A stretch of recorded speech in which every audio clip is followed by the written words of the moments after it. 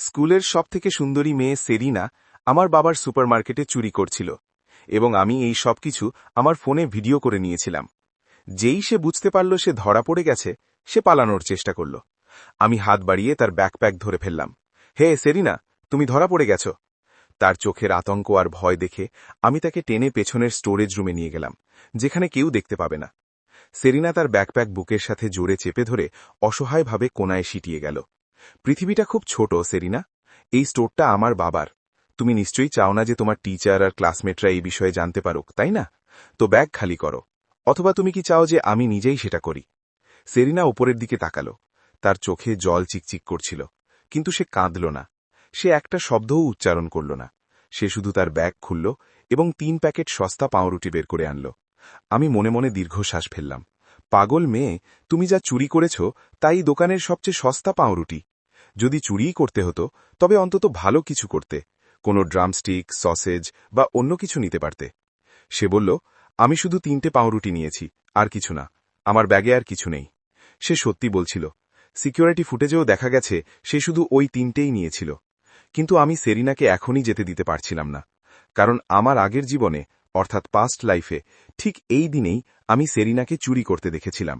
সে আমার ক্লাসমেট ছিল, তাই তাকে লজ্জা থেকে বাঁচাতে আমি তখন না দেখার ভান করেছিলাম। কিন্তু পরের দিন আমি ক্লাসে খবর পাই যে একটি গাড়ি দুর্ঘটনায় সেরিনার মৃত্যু হয়েছে। সেই দুর্ঘটনা স্টোর থেকে বেরোনোর কিছুক্ষণ পরেই হয়েছিল। আমি মনে মনে ঠিক করে নিয়েছি, আজ রাতে আমি তাকে কোনো মতেই যেতে দেব না। যতক্ষণ সে আজকের দিনটা বেঁচে পার করে, ততক্ষণ সে চাইলে এই স্টোর রুমেই থাকতে পারে। এই ভেবে আমি তার ব্যাগটা নিয়ে নিলাম এবং ভান করলাম যে আমি তাকে বিশ্বাস করছি না। আমি টেবিলের উপর সব উপুড় করে দিলাম। টেক্সট বুক, পেন, একটা পুরানো পেন্সিল কেস আর একটা সাদা মতন কিছু। সেরিনার মুখ লাল হয়ে গেল। সে ঝটপট এগিয়ে এসে ওটা কেড়ে নিল এবং নিজের ব্যাগে ঢুকিয়ে দিল। ব্যাগটা আমার থেকে দূরে টানতে গিয়ে ব্যাগের স্ট্র্যাপ ছিঁড়ে গেল। সে রাগে আমার দিকে তাকিয়ে রইল। ব্যাস এটুকুই? শুধু 3টে পাউরুটি? আমি ছেঁড়া ব্যাগটা টেবিলের উপর ছুঁড়ে ফেললাম। তোমার কি মনে হয় আমাকে বোকা বানানো এত সহজ? তোমার স্লিভও ফোলা মনে হচ্ছে। আর কি লুকোচ্ছ? সেরিনা মাথা নিচু করে পিছিয়ে গেল। কিছু না, আমি ধমক দিয়ে বললাম। নিজে জিপার নামাও, আমাকে বাধ্য করো না, নয়তো কাল পুরো স্কুল জেনে যাবে যে ক্লাসের টপার সেরিনা শপ লিফটিং করতে গিয়ে ধরা পড়েছে। সেরিনা ঘাবড়ে গেল। তার চোখে জল চলে এলো। কিছু বলো না, তুমি যা বলবে আমি তাই করব। সে ধীরে ধীরে জিপার নিচে নামালো। ভেতরে আমি একটা টি শার্টের কলার দেখতে পেলাম, যা বারবার ধোয়ার ফলে পুরানো ও ফিকে হয়ে গেছে। আমি তাকে দেখছিলাম। আমরা একে অপরের খুব কাছে ছিলাম। সেরিনার গালে একটা অদ্ভুত লাল আভা ছড়িয়ে পড়ল। সে দ্রুত অন্যদিকে তাকাতে লাগল। সে বলল, আমি মিথ্যে বলছি না, ওটা শুধু 3টে পাউরুটি ছিল। আমি ওগুলো ফেরত দিয়ে দিয়েছি। এখন কি আমি যেতে পারি? আমি তাকে থামানোর জন্য আর কোনো কারণ খুঁজে পাচ্ছিলাম না। সে দরজার দিকে এগোতে লাগল। আমি এখনও তাকে দেখছিলাম। আমরা আগের চেয়েও বেশি কাছাকাছি ছিলাম। আমার চোখের সামনেই সেরিনার গালে একটা অদ্ভুত লাল আভা ছড়িয়ে পড়ল। তারপর সে দ্রুত অন্যদিকে তাকাতে লাগল।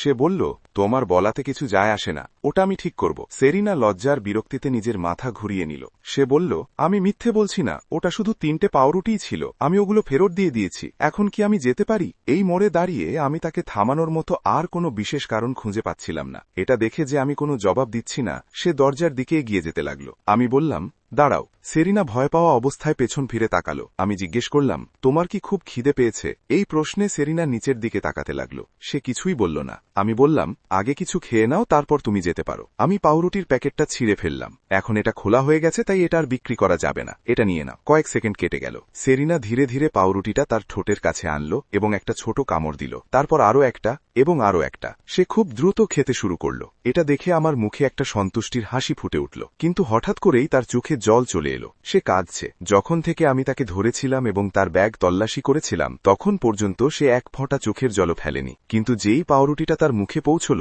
সে আর নিজেকে সামলাতে পারল না। আমি তাকে চুপচাপ দেখছিলাম এবং তার হাতে পাউরুটির আরও একটা টুকরো ধরিয়ে দিলাম। আমি জানি না তার পরিবারে এমন কি চলছে যে একজন মডেল স্টুডেন্টকে সুপারমার্কেট থেকে পাউরুটি চুরি করতে বাধ্য হতে হচ্ছে। খাওয়ার পর সেরিনা একটি কাগজের টুকরোয় খুব দ্রুত কিছু একটা লিখল এবং গম্ভীর মুখে সেটি আমার হাতে ধরিয়ে দিল। তাতে লেখা ছিল, 30 30 অগস্ট 2023 সেরিনার ওপর লিওনের 3টি পাউরুটি ধার রইল। আমি সেই নোটটার দিকে শূন্য দৃষ্টিতে তাকিয়ে রইলাম। তার হাতের লেখা দেখা মাত্রই আমার হঠাৎ সবকিছু মনে পড়ে গেল। যখন আমি ক্লাস রিপ্রেজেন্টেটিভ নির্বাচনের জন্য দাঁড়িয়েছিলাম তখন ক্লাসের 52 জন ছাত্রের মধ্যে একমাত্র যে ভোটটি আমি পেয়েছিলাম সেটি সেরিনা দিয়েছিল, ক্লোই দেয়নি। আমি সবসময় এটাই ভেবে এসেছিলাম যে ওই ভোটটা ক্লোইর ছিল। আমি একবার ক্লোইকে এই ব্যাপারে জিজ্ঞেসও করেছিলাম, কিন্তু সে হ্যাঁ বা না কিছুই না বলে বিষয়টাকে একটা রহস্য বানিয়ে রেখেছিল। আমি সেরিনাকে বললাম, সেরিনা, তোমার কি মনে হয় এই চিরকুটটা লিখলেই সব মিটে গেল?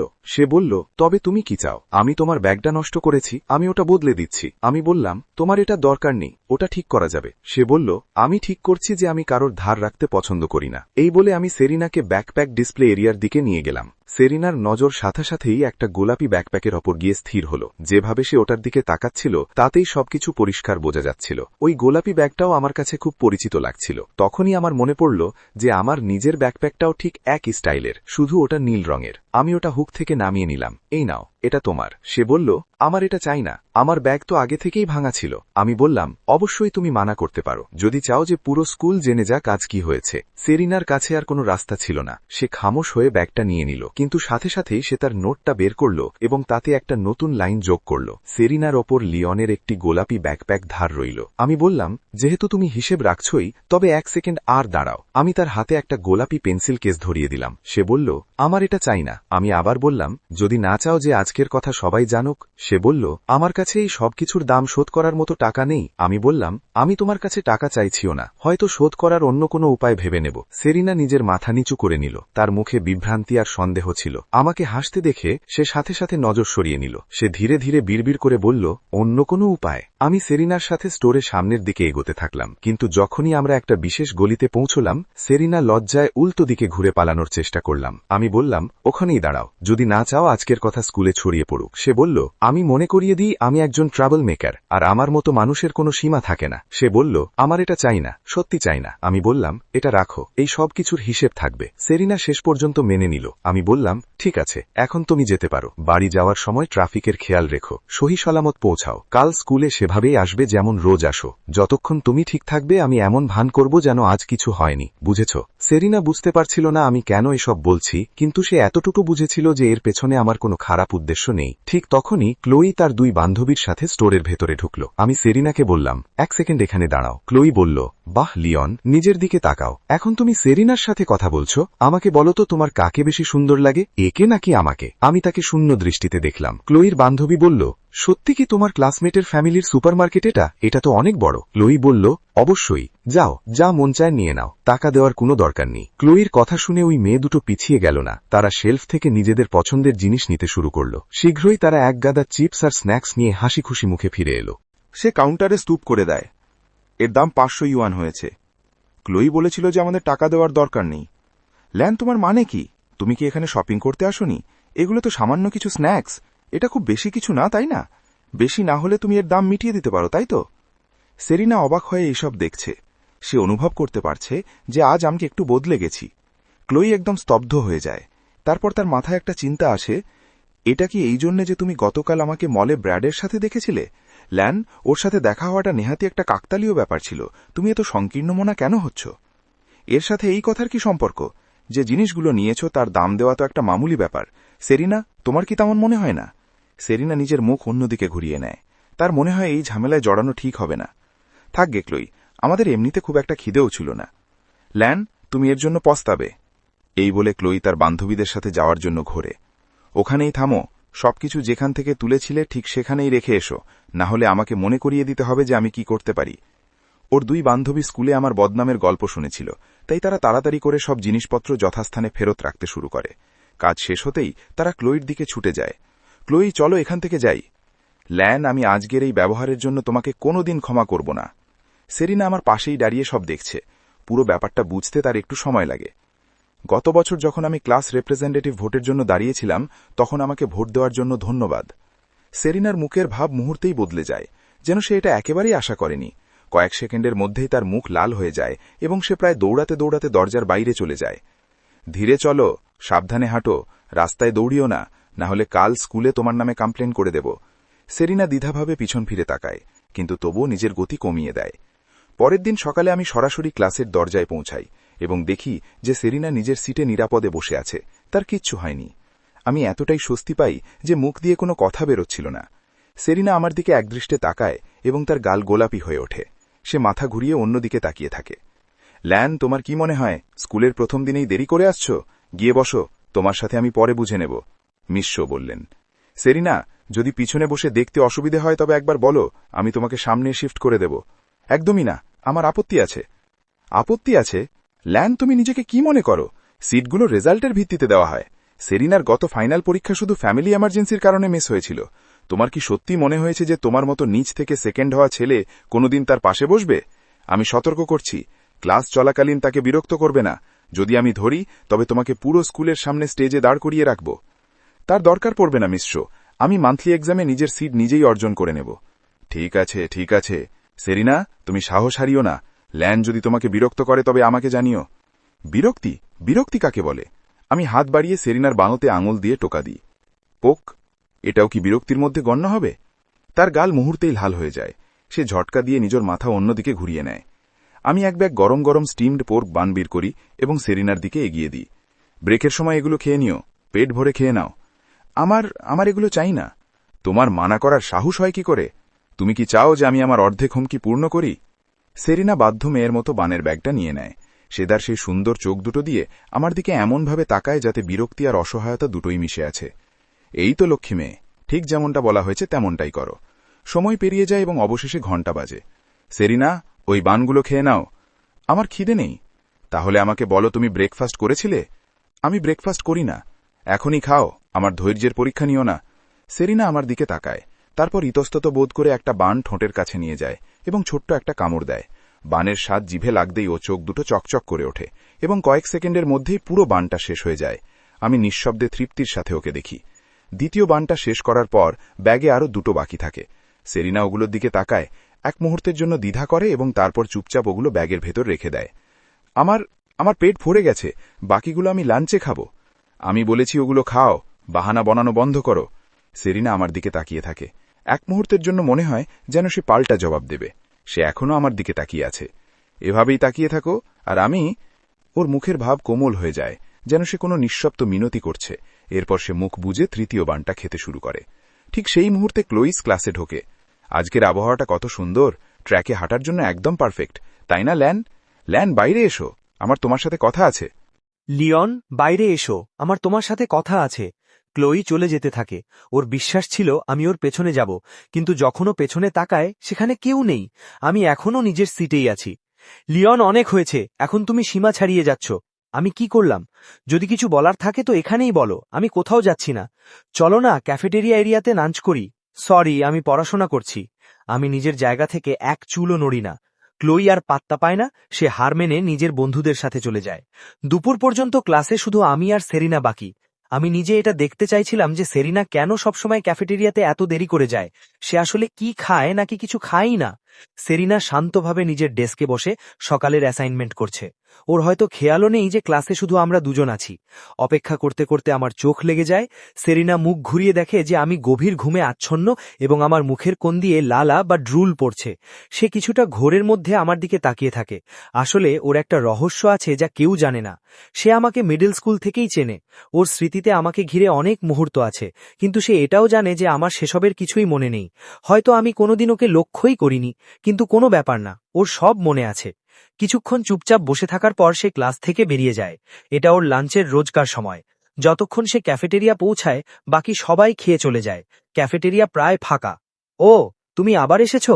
আমি কতবার বলেছি যে পরের বার জলদি আসবে। যখনই তুমি এই সময়ে আসো সব খাবার শেষ হয়ে যায়। ঝোল ছাড়া আর কিছুই বাকি নেই। কোনো ব্যাপার না, সাদা ভাতই ঠিক আছে। দেখো, তুমি বোঝো না, ও পুরো গ্রেডের টপার। দেরি করে আসার মানে হলো সে পড়াশোনা করছিল। ওকে দেখো, কোনো পেইন্টিংয়ের মতো সুন্দরী আর তার উপর এত বুদ্ধিমান। যদি আমার ছেলে এর অর্ধেক হতো তবে আমি ধন্য হয়ে যেতাম। দাঁড়াও, আমি তোমাকে একটু বেশি ভাত দিয়ে দিচ্ছি আর ওতে একটু মাংসের ঝোল দিয়ে দিচ্ছি। শুধু 50 সেন্ট দিয়ে দাও। ধন্যবাদ। নিজের মিল কার্ড সোয়াইপ করার পর সেরিনা নিজের ব্যালেন্স দেখে। 5 ইউয়ান 20 সেন্ট। ওর জন্য একবেলার খাবারে 50 সেন্ট দেওয়াটাও অনেক বড় ব্যাপার। এদিকে ক্লাসরুমে আমার ঘুম হঠাৎ ভেঙে যায়। আমি প্রায় আধ ঘন্টা ধরে ঘুমোচ্ছিলাম। এখন ক্যাফেটেরিয়াতে কিছু বেঁচে থাকার কোনো প্রশ্নই ওঠে না। তবু আমি সেখানে দৌড়ে যাই। খোকা, এই সময় তো এখানে শুধু সাদা ভাতই আছে। ভাতই ঠিক আছে। আচ্ছা, আমার আগে কি এখানে কোনো মেয়ে এসেছিল? ও দেখতে খুব সুন্দর আর চুলগুলো লম্বা। ও, ওই মেয়েটাকে আমি চিনি। ও সব সময় দেরি পর্যন্ত পড়াশোনা করে। যখনই ও আসে শুধু সাদা ভাতই বাকি থাকে। আমি আমার ভাতের জন্য 2 ইউয়ান সোয়াইপ করি। আমি কিছুটা অবাক, এটা খুব সস্তা। ওই দিন দুপুরেই পিই ক্লাসে আমি বন্ধুদের সাথে বাস্কেটবল খেলছি। পিই ক্লাসের প্রতিটা ফ্রি পিরিয়ডে সেরিনা টেক্সট বই নিয়ে এক জায়গায় বসে এবং আর চোখে আমাকে বাস্কেটবল খেলতে দেখে। বাস্কেটবল খেলা প্রতিটি ছেলের স্বপ্ন হল ডাঙ্ক মারা। যখন আমি একটা দুর্দান্ত স্ল্যাম ডাঙ্ক মারি, সেরিনা অবাক চোখে আমার দিকে তাকায়। বাকি ছেলেদেরও হোশ উড়ে যায়। আমি নিজেও একটু অবাক। কাল পুনর্জন্ম পাওয়ার পর থেকে আমি খেয়াল করেছি যে আমি অনেক বেশি শক্তিশালী হয়ে গেছি। ওই ডাঙ্কটা তো বিনা চেষ্টাতেই হয়ে গেল। এটা কি নতুন সুযোগের সাথে পাওয়া কোনো বোনাস? আমি সেরিনার দিকে তাকাই। হঠাৎ আমাদের চোখাচোখি হয়। সে সাথে সাথে বই তুলে নিজের মুখ লুকিয়ে ফেলে, যেন কিছু মনে করার চেষ্টা করছে। লিওন, ওটা খুব কুল ছিল। আমি ক্লোইকে একটা অবজ্ঞা দৃষ্টি দিয়ে মুখ ফিরিয়ে নিই। ব্র্যাড, যে ক্লাস প্রেসিডেন্ট, সে ক্লুইর প্রশংসা শুনে ফেলে এবং ঈর্ষা নিয়ে আমার দিকে তাকায়। কোর্টে আমাকে কেউ হারাতে পারবে না। লিওন, আমার সাথে 1-on-1 খেলবে? ব্র্যাড যখন ওর বড়াই করছে তখনই আমার নজর মাঠের এক কোণে পড়ে। সেরিনা মাটিতে পড়ে আছে, ওর মুখে ব্যথার ছাপ এবং সে নিজের ডান গোড়ালি শক্ত করে ধরে আছে। আমি পাশে দাঁড়ানো একটা মেয়েকে জিজ্ঞেস করি, কি হয়েছে? হয়তো আমি একটা মেয়েকে সেরিনাকে পেছন থেকে ধাক্কা দিতে দেখেছি, আর সেরিনা পড়ে গেছে। ওই মেয়েটা দেখতে কেমন? কোন ক্লাসের? আমি ঠিক করে দেখিনি। আমি সেরিনার কাছে যাই। চলো, বসো, আমি তোমাকে নার্সের অফিসে নিয়ে যাচ্ছি। সেরিনা ধীরে ধীরে ওঠে এবং আমার দিকে তাকায়। কার জন্য অপেক্ষা করছো? বসো। আমি ওকে নিজের পিঠে তুলে নার্সের অফিসের দিকে চলতে থাকি। ওর মুখে এক মৃদু হাসি ফুটে ওঠে, যা বসন্তের রোদের মতো উষ্ণ। তোমাকে কে ধাক্কা দিয়েছে? তুমি কি দেখেছ? আমি দেখিনি। কোনো ধারণা যে সে কে হতে পারে? না। তুমি ভয় পাচ্ছ যে আমি ওদের পেছনে যাব, তাই না? না, এমন কোনো কথা নয়। ঠিক আছে, তুমি জিতলে, আমি হার মানলাম। শীঘ্রই আমরা নার্সের অফিসে পৌঁছাই। আমি ওকে পিঠে নিয়ে এদিক ওদিক ঘুরি, কিন্তু সেখানে কোনো নার্সকে দেখা যায় না। আমি সেরিনাকে বিছানায় বসাই। তুমি কি করছো? দেখছি যে মচকানি লেগেছে নাকি হাড় সরে গেছে। তুমি কি সত্যি এইসব জানো? অবশ্যই। আমার গ্রামে আমি বয়স্কদের হাড় ঠিক করে দিতাম। মনে হচ্ছে গম্ভীর কিছু নয়, সামান্য মচকানি। ফোলাও নেই। একটু ওষুধযুক্ত তেল লাগালেই ঠিক হয়ে যাবে। এরপর আমি সেরিনার ডান পা তুলে নিজের হাঁটুর ওপর রাখি, যাতে তেল লাগাতে পারি। কিন্তু পরের মুহূর্তেই সেরিনা নিজের পা সরিয়ে নেয়। আমি নিজেই করে নেব। সে ঘুরে নিজে তেল লাগাতে শুরু করে। যখন ওর কাজ শেষ হয়, ও নার্সের অফিস থেকে বেরিয়ে যায়। আমি ওকে বোঝানোর চেষ্টা করতে করতে পেছনে পেছনে আসি। সে মাথা নিচু করে আমাকে এড়িয়ে সামনে চলতে থাকে। ততক্ষণে স্কুলের ছুটি হয়ে গেছে। সেরিনা বলে যে ও ক্লাসরুমে পড়াশোনা করতে যাচ্ছে। আমি ওকে যেতে দিই এবং নিজে স্কুলের গেটের দিকে এগিয়ে যাই। কিন্তু যখন আমি নিজের সাইকেল নিয়ে গেটে পৌঁছাই, আমি সেরিনার গোড়ালি নিয়ে চিন্তা করা বন্ধ করতে পারছি না। ও কোথায় থাকে? বাড়ি কি অনেক দূরে? ও কি সারা রাস্তা খুঁড়িয়ে খুঁড়িয়ে বাড়ি যাবে? হয়তো আমার ওকে পৌঁছে দেওয়া উচিত। অন্যদিকে ক্লাসরুম ফাঁকা, আর সেরিনা পড়াশুনো করছে না। সে ক্লাসের একদম সামনে প্ল্যাটফর্মে খুঁড়িয়ে খুঁড়িয়ে হাঁটছে, হাতে ডাস্টার নিয়ে পায়ের আঙুলের ওপর ভর দিয়ে দাঁড়িয়ে ব্ল্যাকবোর্ডের একটা একটা শব্দ মুছে দিচ্ছে। আমার নজর বোর্ডের এক কোণে লেখা ডিউটি লিস্টে পড়ে। সেখানে লেখা ব্ল্যাকবোর্ড এবং প্ল্যাটফর্ম লিওন। তখনই সেরিনা আমাকে দরজায় দাঁড়িয়ে থাকতে দেখে। ও চমকে যায়, যেন ওকে কিছু ভুল করতে গিয়ে ধরা ফেলা হয়েছে, এবং সঙ্গে সঙ্গে পেছনে সরে যায়। তোমার গোড়ালিতে চোট লেগেছে, চলো আমি তোমাকে বাড়ি পৌঁছে দিই। আমার এর দরকার নেই। তাহলে তুমি কোথায় থাকো? সেটা কি অনেক দূরে? দূরে নয়। আমি ওকে এমন এক দৃষ্টিতে দেখি যার মানে আমি ওর কথা বিশ্বাস করছি না। সেরিনা পরিষ্কার করা শেষ করে দ্রুত আমার পাশ দিয়ে বেরিয়ে যায়। আমি নিজের সাইকেল নিয়ে স্কুল গেট পর্যন্ত ওর সাথে সাথে চলি। এসো, আমাকে ছাড়তে দাও। সত্যি আমি ঠিক আছি। যদি আমার বাবা কোনো অচেনা ছেলেকে আমাকে ছাড়তে দেখেন, তবে ঠিক আছে, তবে সাবধানে বাড়ি যেও সেরিনা। সেরিনার মুখে এক বিরল হাসি ফুটে ওঠে। কাল দেখা হবে। আমি ততক্ষণ তাকিয়ে থাকি যতক্ষণ আমার বিশ্বাস হয় যে ও ঠিকভাবে হাঁটছে। তখনই আমি শান্তি পাই। বাড়ি পৌঁছতেই বাবার সাথে দেখা হয়, যিনি বাইরে যাচ্ছেন। বাবা, আপনি কোথায় যাচ্ছেন? মিসেস হোয়াইটের নাতি হয়েছে, তাই সে কাজ ছেড়ে বাড়ি চলে গেছে। স্টোরের লোকের অভাব। বাবা, যদি আপনার কারো দরকার হয়, তবে আমি এক ক্লাসমেটকে চিনি যে অ্যাপ্লাই করতে পারে। কেমন হবে? নিশ্চয়ই, ওকে কোনো একদিন ইন্টারভিউর জন্য নিয়ে এসো। এখন আমাকে আটকিও না, স্টোরে পৌঁছতে হবে। মা, আমি এসে গেছি। আমার ছোট বোন কোথায়? তোমার আসার আগেই আমরা ওকে বকেছি। কি হয়েছে? ও ৬৫ নম্বর মিডল স্কুলের বাইরে ওই মন্দবুদ্ধি লোকটার সাথে অনেক বেশি সময় কাটাচ্ছে। আমার ছোট বোন রাগে বাইরে আসে। আঙ্কেল স্ট্র্যাপস খারাপ মানুষ নন, এবং পা আছড়াতে আছড়াতে নিজের ঘরে চলে যায়। নিজের বোনের মুখে ওকে আঙ্কেল স্ট্র্যাপস বলতে শুনে আমার হঠাৎ এক পুরনো কথা মনে পড়ে। আমিও ৬৫ নম্বর মিডল স্কুলেই পড়েছিলাম, এবং আঙ্কেল স্ট্র্যাপস তখনও গেটের বাইরে ওভাবেই বসে থাকতেন।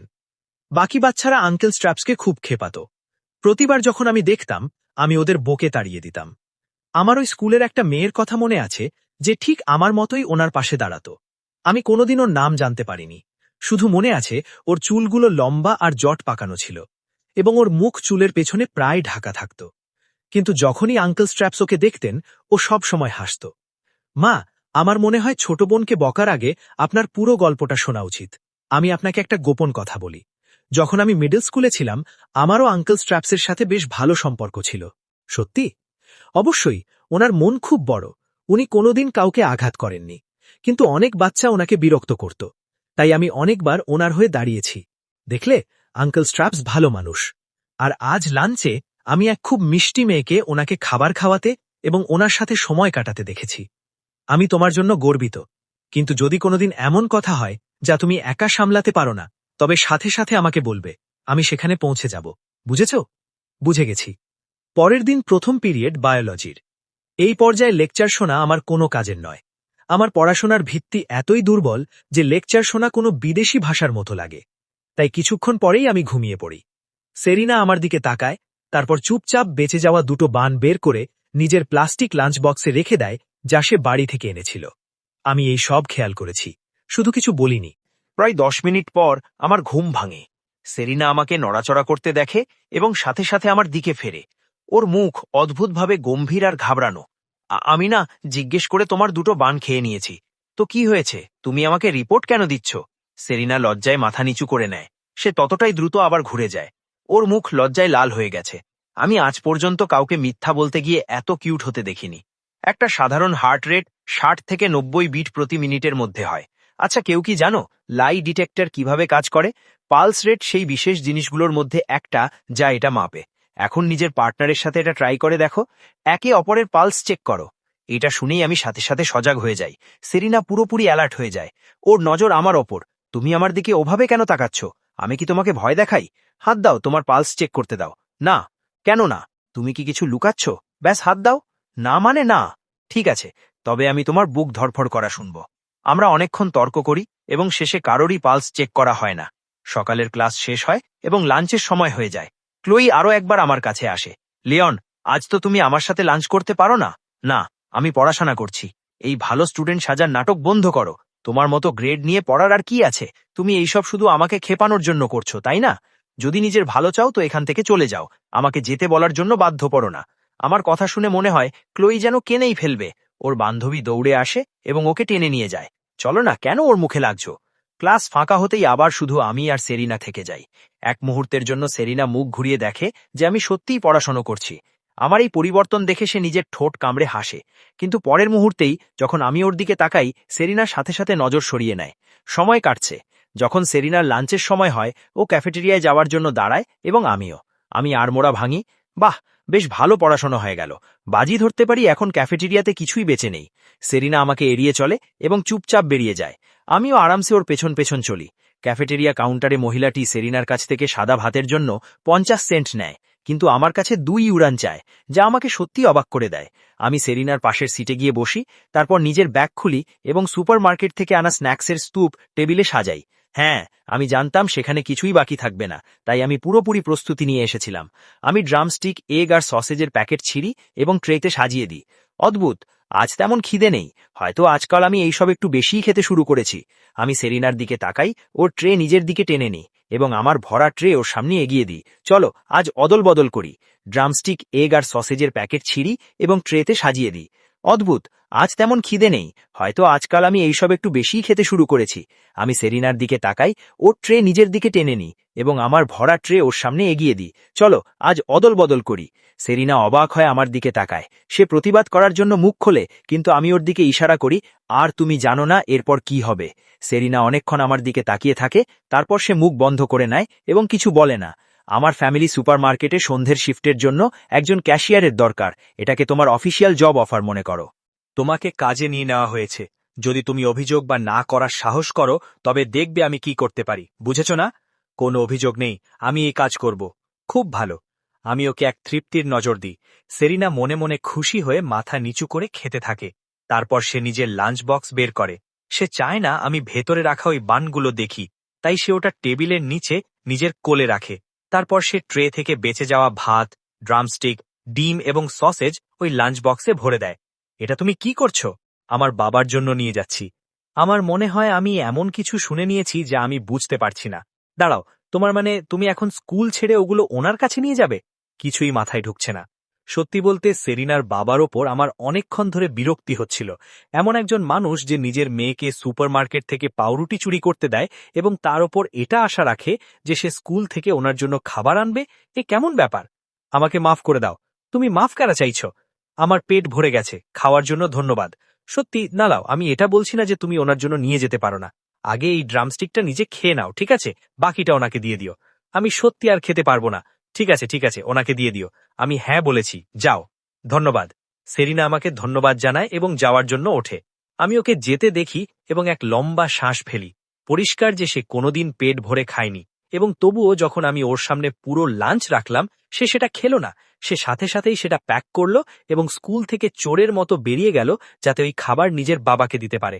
আর ওনার বাবা, ওই আঙ্কেল স্ট্র্যাপস, যাদের কথা আমি আর আমার বোন বলছিলাম, যেমনই উনি ওকে আসতে দেখেন উনি খুশিতে চিৎকার করেন, সেরিনা! কিন্তু সাথে সাথেই উনি এমন এক শিশুর মতো কুঁকড়ে যান যে কিছু ভুল করেছে এবং ঘাবড়ে গিয়ে দাঁড়িয়ে পড়েন। সরি সেরিনা, আমি তোমাকে স্কুল থেকে বাইরে আসতে দেখিনি, উনি বিড়বিড় করেন। ওনার গলা কোনো 5 বা 6 বছর শিশুর মতো নরম এবং অনিশ্চিত। তুমি খুব জোরে দৌড়ালে, তাই বাবা তোমাকে দেখতে পাইনি। সেরিনা জোরে দৌড়ায়, বাবা পেছনে থেকে যান। উনি এক ছোট শিশুর মতো বারবার ওই কথাই বলতে থাকেন। সেরিনা নিজের বাবাকে খুব ভালোবাসা ভরা নজরে দেখে এবং লাঞ্চ বক্স ওনার দিকে এগিয়ে দেয়। খাওয়ার সময় হয়ে গেছে বাবা। Drumstick, drumstick! উনি উত্তেজিত, কিন্তু হাত বাড়াচ্ছেন না। উনি ঘাবড়ে গিয়ে বক্স ওর দিকে ঠেলে দেন। সেরিনা, তুমি খাও, জলদি খাও, নয়তো খারাপ লোক চলে আসবে। আমি আগেই 2টো পুরো বান খেয়ে নিয়েছি, এখন আপনি খান বাবা, ওই খারাপ লোক আসার আগেই। সে ড্রামস্টিক ওনার মুখ পর্যন্ত নিয়ে যায়। ওনার বাবা এক বড় কামড় দেন এবং মজার সাথে সেটা চিবান। এটা কি ভালো? খুব ভালো, খুব ভালো। তখনই 65 নম্বর মিডল স্কুলের গেট থেকে এক ছোট মেয়ে বাইরে আসে। ওর হাতে এইমাত্র কেনা একটা আনারস বান, এবং সে থেমে যায় যখন দেখে যে সেরিনা সেখানে আগেই আঙ্কেল স্ট্র্যাপসকে খাবার খাওয়াচ্ছে। ওই দিন স্কুলের পর আমি সেরিনাকে বলি, চলো এখন সুপারমার্কেট যাই। কি হয়েছে, তুমি কি নার্ভাস? এতে নার্ভাস হওয়ার কি আছে? বাস আমার বাবার মাথাটাকে একটা বড় সাদা মূলোর মতো ভাবো। উনি যা বলবেন বাস হ্যাঁ বলে মাথা নাড়াবে আর হাসবে। যখন আমরা পৌঁছাই, আমি সেরিনাকে বাইরে অপেক্ষা করতে বলি এবং নিজে আগে ভেতরে যাই। সে যেখানে দাঁড়িয়ে আছে সেখানেই বাধ্য মেয়ের মতো মাথা নেড়ে সাঁই দেয়, কিন্তু ওর আঙুলগুলো অনবরত স্লিভ টানছে, যাতে ওর ঘাবড়ানো পরিষ্কার বোঝা যাচ্ছে। কারণ এটা শুধু নতুন বসের সাথে দেখা করা নয়, বরং আমার বাবার সাথে দেখা করাও।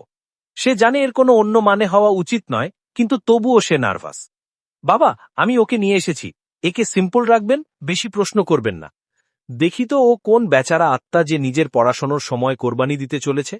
যখন বাবা আর আমি বাইরে আসি, সেরিনা সাথে সাথে আমাদের দিকে ফেরে এবং নার্ভাস হয়ে ওনাকে গ্রিট করে। নমস্তে স্যার। বাহ বেটা, তুই এমন নিষ্পাপ আর মিষ্টি মেয়ে কোথায় পেলি? আমার মনে হয়েছিল কোনো ছেলে হবে। তোর ভয় লাগে না যে ওর বাবা তোর পেছনে আসবে? একে কত সংস্কারী লাগছে। এর কাছে টাকার অভাব কিভাবে হতে পারে?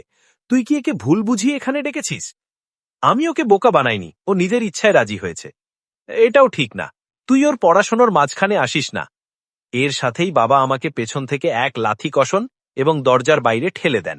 আমি বাইরে দাঁড়িয়ে অদ্ভুতভাবে নিজের মাথা চুলকাতে থাকি। লিওন, আমি এখন বাড়ি যাচ্ছি। এটা বলে সে মাথা নিচু করে নেয় এবং ওর ঠোঁটের কোণ একটু ঝুঁকে যায়। সে যাওয়ার জন্য ফেরে। অনেক দেরি হচ্ছে, যদি আমার বাবা আমাকে না দেখেন তবে উনি চিন্তিত হয়ে পড়বেন। আমি এখন যাচ্ছি। সে ভেতরের আওয়াজ শুনেছিল, কিন্তু এত পরিষ্কার নয় যে শব্দগুলো বুঝতে পারে। ওর শুধু এটুকুই মনে হয়েছিল যে বাবা আর আমার মধ্যে তর্ক হচ্ছিল।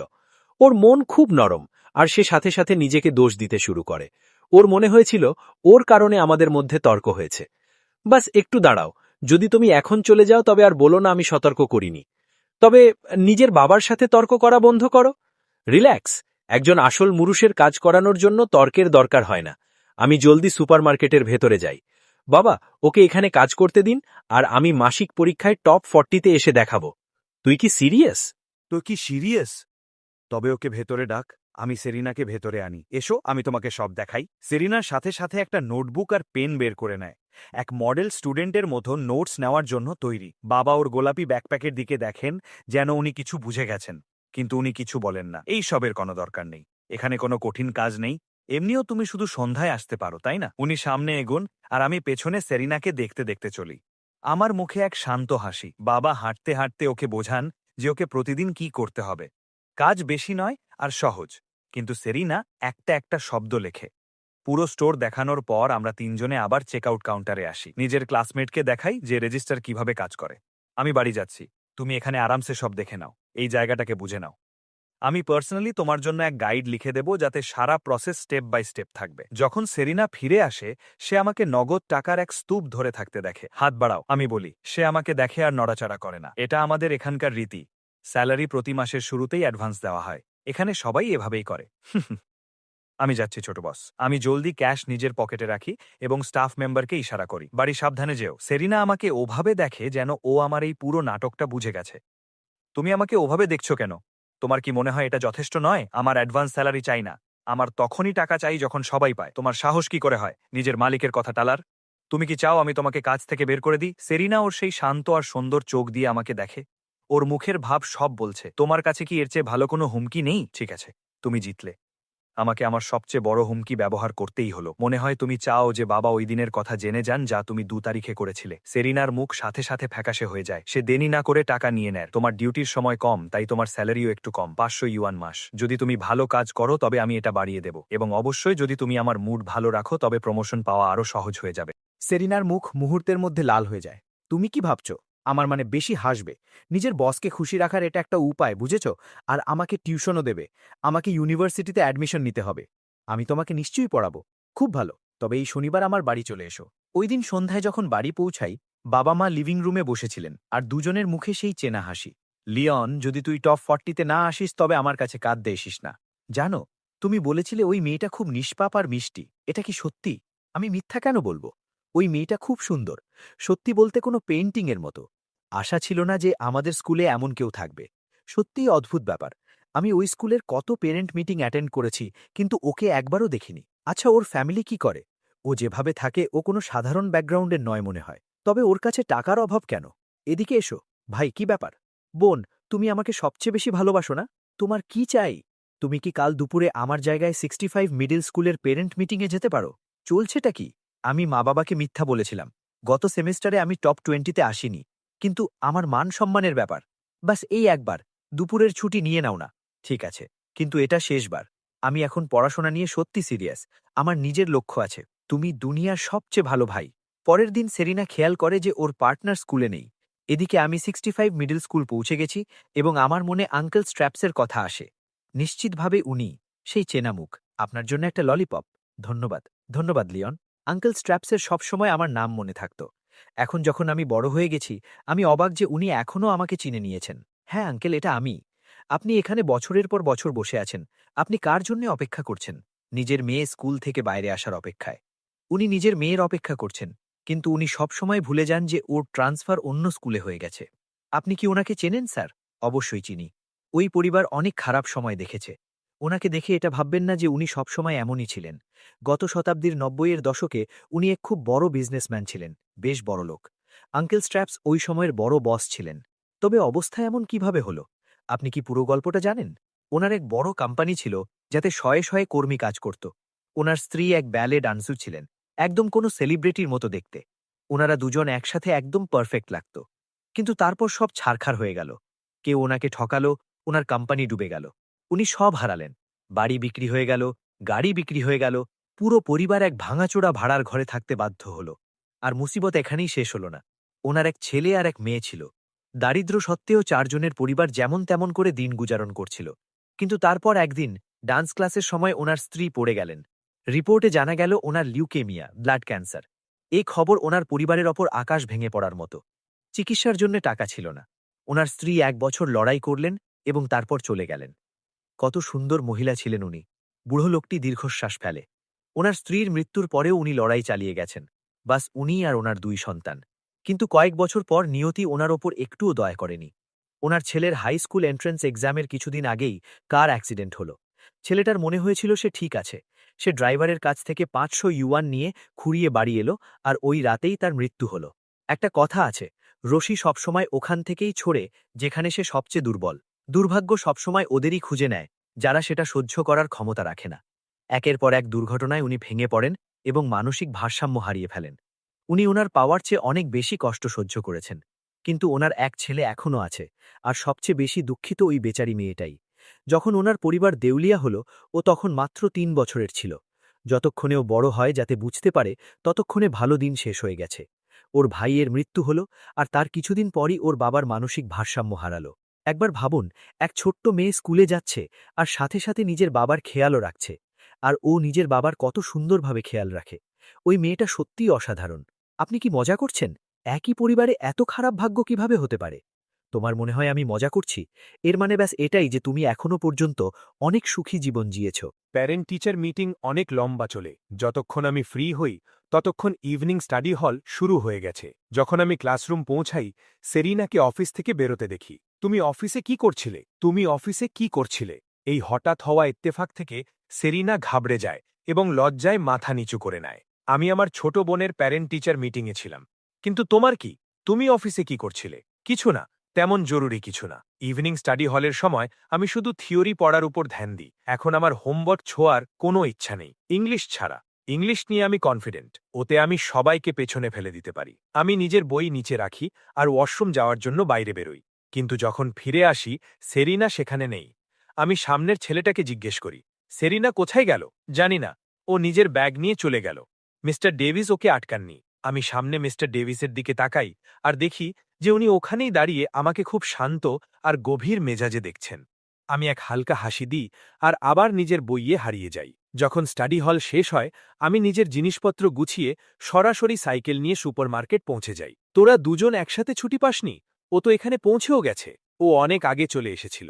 ও তখন থেকেই কাজ করছে। ওই মেয়েটা খুব পরিশ্রমী, তোর চেয়ে লাখ গুণ ভালো। আমি পেছনে ঘুরি আর দেখি সেরিনা লাল অ্যাপ্রন পরে হাতে ময়লার ব্যাগ নিয়ে আমার দিকে আসছে। লাল অ্যাপ্রেন স্টোরের ইউনিফর্ম। আমার সবসময় মনে হতো এটা খুব বেকার দেখতে, কিন্তু ওর ওপর এটা অদ্ভুতভাবে কিউট লাগছে। সেরিনা আমাকে দেখে এক মুহূর্তের জন্য থামে, তারপর কিছুটা ঘাবড়ে নজর সরিয়ে নেয়। এই খালি বোতলগুলোও কি ফেলে দিতে হবে? হ্যাঁ, ওগুলো বাইরের বিনে ফেলে দাও। সেরিনা মাথা নাড়ায় আর কাজ করতে চলে যায়। ওর ওপর একটু দয়া করো, ও মাসে শুধু 500 ইউয়ান কামাচ্ছে।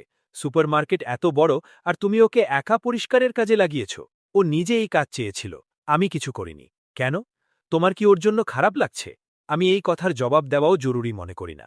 আমি সেরিনার কাছে যাই যখন ও কাজ করছে। তুমি অফিসে মিস্টার ডেভিসকে এটা জিজ্ঞেস করতে গিয়েছিলে না যে তুমি স্টাডি হল জলদি ছাড়তে পারো কিনা, আর তুমি আমার যাওয়ার অপেক্ষা করলে যাতে তুমি চুপি চুপি বেরোতে পারো। সেরিনার কাছে বলার মতো কিছু নেই।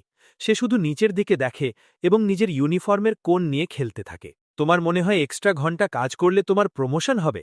তো আমি পরিষ্কার করে দিই, এমন কিছুই হতে যাচ্ছে না। সেরিনা ওপরের দিকে তাকায়, ওর ওই সুন্দর চোখে পুরো সততা আছে। আমার কোনো প্রমোশন চাই না। স্টাডি হল 9টায় শেষ হয়, আমি 10টায় কাজ শেষ করি। এটা দিনের মুশকিল থেকে 1 ঘন্টা, আর এর জন্য আমি মাসে 500 ইউয়ান পাচ্ছি। সে নিচের দিকে দেখে যেন ওর মনে কিছু এসেছে, কিন্তু সে তবুও নিজের জিদ ধরে রাখে। 500 ইউয়ান, এটা অনেক বেশি। বেশি? তুমি কি জানো এখানে বাকি সবাই কত কামায়? আমার কিচ্ছু যায় আসে না ওরা কত কামায়।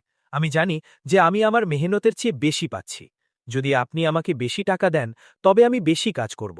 মেহনত আর টাকার তালমিল হওয়া উচিত। তুমিও কামাল। এত জেদি কিভাবে হতে পারো? ঠিক আছে, ভুলে যাও। বাস এটাকে পড়াশোনার মাঝখানে আসতে দিও না। বুঝে গেছি। অবশেষে আমাকে হার মানতে দেখে সেরিনার মুখে এক সুন্দর হাসি ফুটে ওঠে। সে ধীরে ধীরে মাথা নাড়ায়, ওর চোখে খুশিতে চকমক করছে। তারপর সে লজ্জা পেয়ে সেখান থেকে চলে যায়। শুক্রবার চলে আসে। যখন স্টাডি হল শেষ হয়, ক্লোয়ি আমাকে ক্লাসরুমের দরজায় আটকে দেয়। লিওন, কাল শনিবার, ব্র্যাডের বাড়িতে কিছু লোক আসছে। আমি হ্যাঁ বলেছি, আর তোমাকেও আসতে হবে। আসতে পারবো না, কাল আমি পড়াশুনো করব। আমি ঘুরে হাঁটতে শুরু করি। ক্লোয়ি আমাকে যেতে দেখে আর পেছন থেকে চিৎকার করে, পড়াশোনো পড়াশোনো, এখন তুমি বাস এটাই বলতে থাকো। নিজেকে এই সান্ত্বনাই দিতে থাকো যখন তুমি ক্লাসে সবচেয়ে নিচে আসবে। ওই দিন রাত 10টায় সেরিনার শিফট শেষ হয়। আমি ওকে কাগজের একটা চিরকুট দিই। এটা আমার বাড়ির ঠিকানা আর ইউনিট নাম্বার। কাল তুমি কটার সময় আসতে পারো? হয়তো দুপুর 1টা পর্যন্ত? ঠিক আছে, আমি বাড়িতেই থাকব।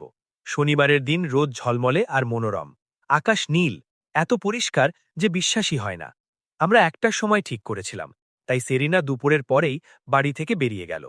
যখন সে আমাদের সোসাইটির বড় গেটে পৌঁছালো, তখন পলকের জন্য থমকে গেল। ওর মনে হলো সে ভুল করে কোনো পার্কে চলে এসেছে। দরজায় ধাক্কা শুনে আমি গেট খুলতে যাই। দরজা খোলে আর সেরিনা সেখানে দাঁড়িয়ে, পরিষ্কারভাবে অস্বস্তিতে লাগছে। এটা প্রথমবার সে কোনো ছেলের বাড়ি এসেছে। ওখানে দাঁড়িও না, ভেতরে এসো, চলো আমার ঘরে যাই। সেরিনা লজ্জা পেয়ে আমার দিকে তাকায়। আমাকে আগে তোমার মা বাবাকে, তারপর আমরা পড়াশোনা শুরু করব। বাড়িতে আর কেউ নেই, বাস আমরা দুজনেই আছি। এটা শুনেই সেরিনার মুখ লাল হয়ে যায়। এতে আমার ভুল নেই, মা বাবা সকালে বাড়িতেই ছিলেন, তুমিই দুপুরে আসার কথা বলেছিলে। আমার বাবার দুপুরে লাঞ্চ লাগে।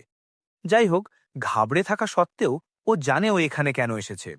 আমরা ডেস্কে বসি, এক ডেস্ক আর আমাদের মাঝখানে শুধু একটা চেয়ার। আমরা স্কুলের তুলনায় একে অপরের বেশ কাছাকাছি। দুপুর গড়িয়ে বিকেল হতে হতে আমাদের পড়াশোনা শেষ হয়। সেরিনা নিজের ব্যাগ নিয়ে দরজার দিকে এগোয়। দাঁড়াও, আমি স্ন্যাক্সের এক বড় ব্যাগ বের করি আর ওর দিকে বাড়িয়ে দিই। সে অবাক হয়ে পেছনে সরে যায়। আমার এটা চাই না, এটা তোমার টিউশন ফিজ। না, আমি এটা নিতে পারবো না। সে ঘোরে আর দ্রুত দৌড়ে পালায়। আমি আমার মাথা নাড়ি, এই মেয়েটা দরকারের চেয়ে বেশি জেদি। সোমবার সকালে মিস্টার ডেভিস ক্লাসের সামনে আসেন।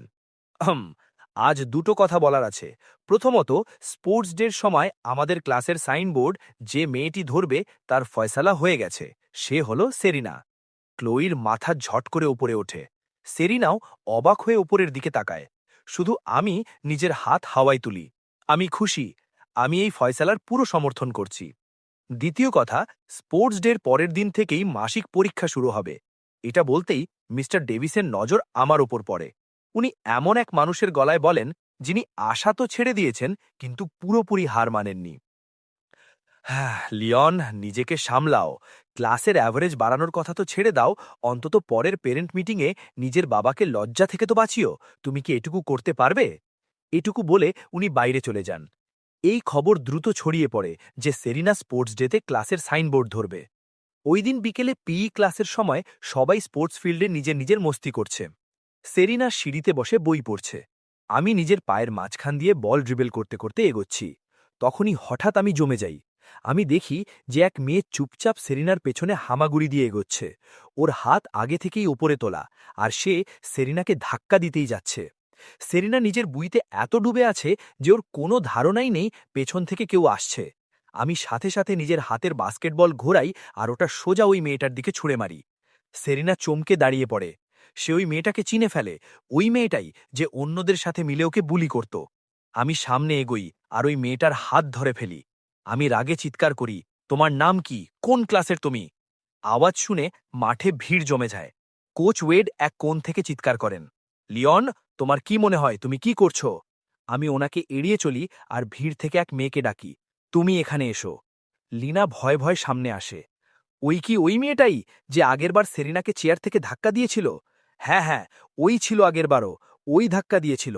তাহলে সত্যি তুমি ছিপকে ছিলে আর এখন তুমি আবার এটাই করতে এসেছ। তোমার নাম কি, কোন ক্লাসের তুমি? ওই ছোট চুলওয়ালা মেয়েটা কিচ্ছু বলে না, কিন্তু ওর চোখ ঘৃণায় জ্বলে ওঠে। লিওন, শান্ত হও, শান্ত হও। এই সিঁড়িগুলো এত উঁচু যে কারোর প্রাণ যেতে পারে। ও সেরিনাকে ধাক্কা দিতে যাচ্ছিল, এটা প্রাণঘাতী হামলা।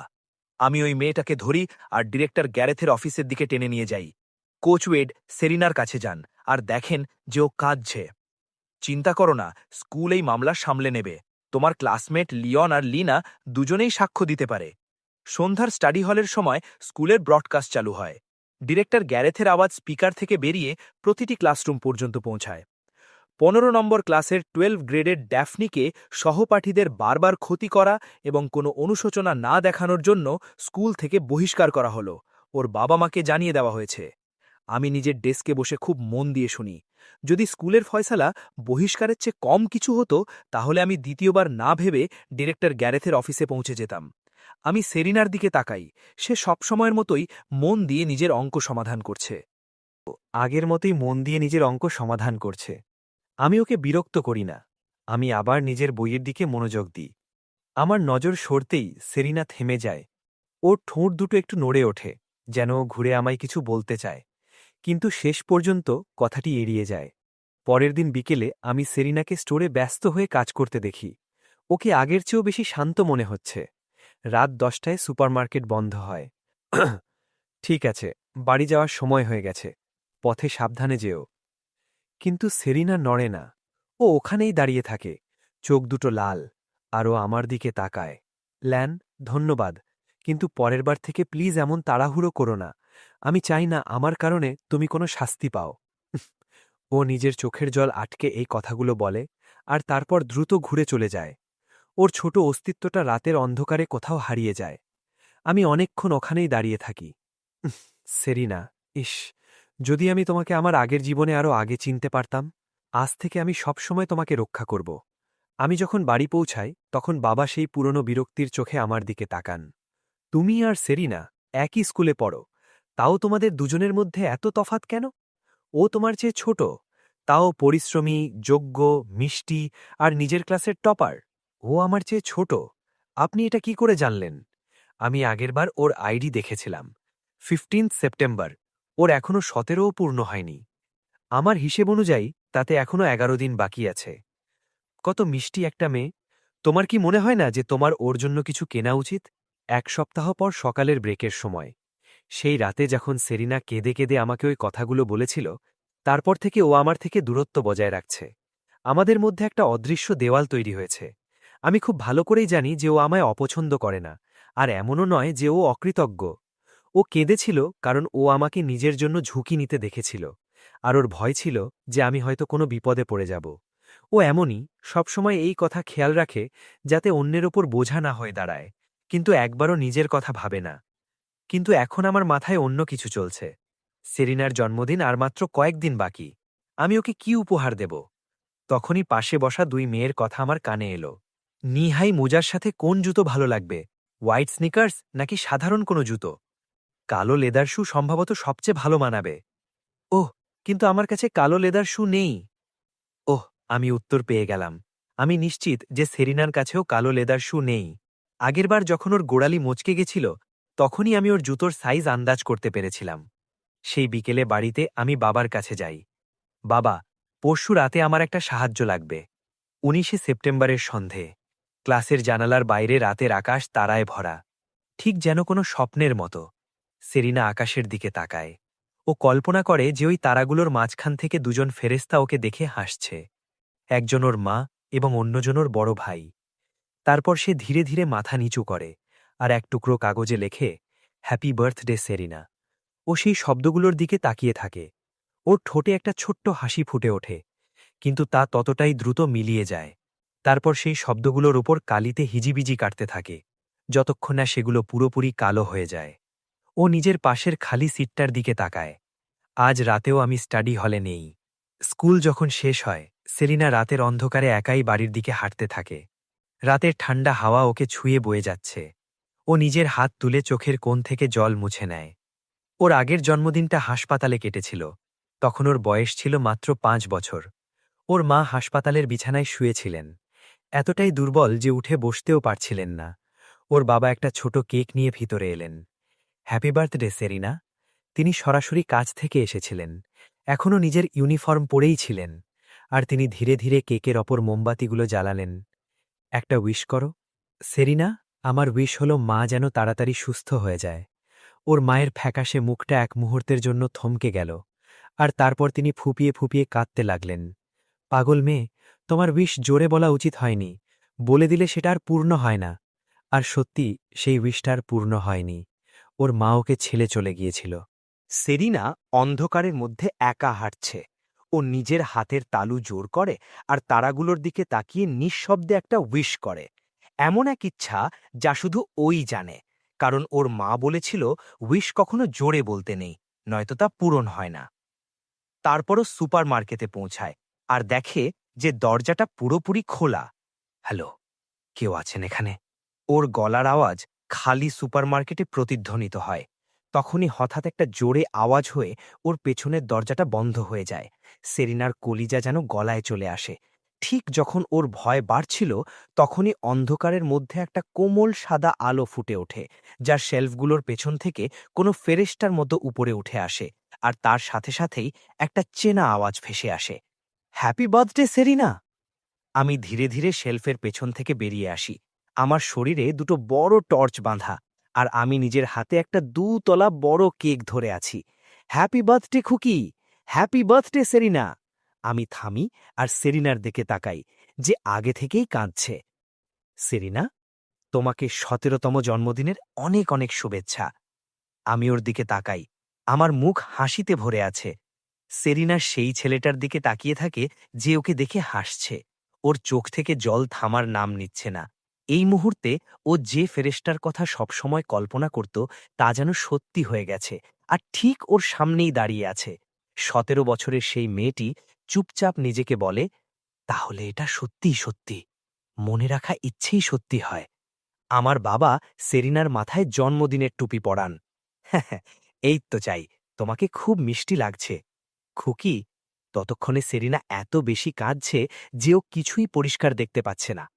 ওরে বদমাস, দেখ তুই কি করলি, সেরিনাকে এভাবে কাঁদিয়ে দিলি। সেরিনা তখনই ঘোরে আর নিজের মাথা নাড়ায়। দ্রুত নিজের চোখের জল মুছে নেয়, যেন ও এটা প্রমাণ করতে চায় যে ও মোটেও কাঁদছিল না। আমার বাবা ওর এই সারল্য ভরা প্রতিক্রিয়ায় হেসে ফেলেন। "হ্যাঁ, আমি জাস্ট মজা করছি, আমি ওকে একদম বকছি না। আমার তো তোমার জন্যে চিন্তা হচ্ছে যে তুমি এত খুশির দিনে এভাবে কাঁদছ কেন।" আমার মনটা একটু খারাপ হয়ে গেল। আমি আশা করিনি যে ও এত বেশি কাঁদবে, কারণ ও যত বেশি কাঁদছে ততই পরিষ্কার বোঝা যাচ্ছে যে ওর মনে ছিল আজ ওর জন্মদিন। উইশ করো। আমি আগেই একটা করে ফেলেছি, তাই মোমবাতিগুলো নিভিয়ে দাও। উইশ তখনই পূরণ হয় যখন মোমবাতিগুলো নিভে যায়।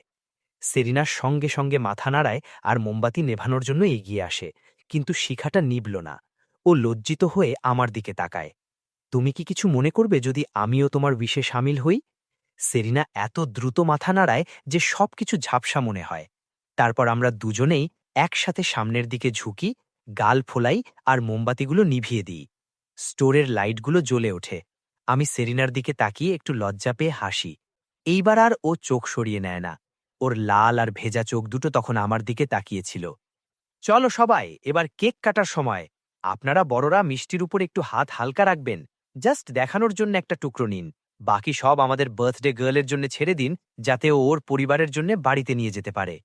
এখানে অনেক আছে, আপনারাও খান। আমি প্রথম টুকরোটা সেরিনাকে দিই। খান বার্থডে গার্ল।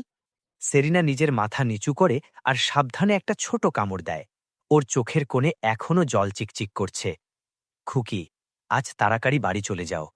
আপনাকে অনেক অনেক ধন্যবাদ। রাতের অন্ধকারে বাকি কেকটা নিয়ে আমি সেরিনাকে মোড়ের পর্যন্ত ছাড়তে যাই। এটা শক্ত করে ধরো, এটা তোমার বাবার জন্যে বাড়িতে নিয়ে যাও। ও সেটা ধরতেই আমি আমার ব্যাগটা ঘুরিয়ে সামনে আনি আর হঠাৎ ওর পেছনের দিকে ইশারা করি। দেখো, ওখানে ওটা কি? সেরিনা চোখের পলকে ঘোরে, কিন্তু ও কিছুই দেখতে পায় না।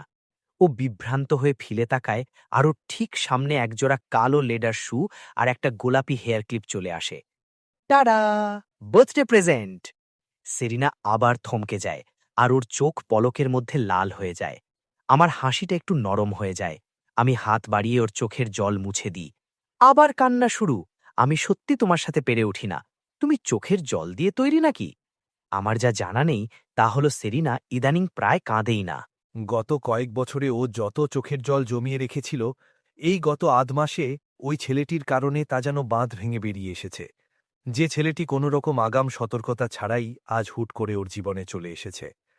আমি জুতো আর হেয়ার ক্লিপটা ওর দিকে বাড়িয়ে দিই। এগুলো নিয়ে নাও বার্থডে গার্ল। যদি এতে তোমার কিছু অদ্ভুত লাগে, তবে যখন আমার জন্মদিন আসবে তখন আমাকে কিছু দিয়ে দিও, হিসেব সমান হয়ে যাবে। সেরিনা দৃঢ়ভাবে মাথা নাড়ায়। ও বাড়ি যাওয়ার জন্য ঘোরে। তারপর হঠাৎ আবার ফিরে তাকায়, যেন ওর কিছু মনে পড়েছে। ল্যান, তুমি কি কাল সকালে এসে আমায় স্কুলে নিয়ে যেতে পারবে? শুধু অসমান্থাস ল্যানের গেটে আমার জন্য একটু অপেক্ষা করো। কাল স্পোর্টস মিটিংয়ের উদ্বোধনী অনুষ্ঠান, আর পুরো ক্লাসকে প্যারেডে মার্চ করতে হবে। সেরিনা হয়তো নিজের ক্লাসের ইউনিফর্ম পরা অবস্থায় অপরিচিতদের নজর এড়িয়ে রাস্তায় একা হাঁটতে চাইছে না। নিশ্চয়ই। Thank you. চলো, কাল সকাল 7টায় দেখা হবে। না, 7:30টায়। পরদিন সকালে আমি নির্দিষ্ট সময়ে অসমান্থাস লেনের গেটে পৌঁছে যাই। কিছুক্ষণ পরেই সেরিনাও সেখানে চলে আসে। আমি অবাক হয়ে ওর দিকে তাকাই। তোমার ক্লাসের ইউনিফর্ম কোথায়? আমার নিয়মিত পোশাকের নিচে। লেদারের জুতো জোড়া আমার ব্যাগে আছে।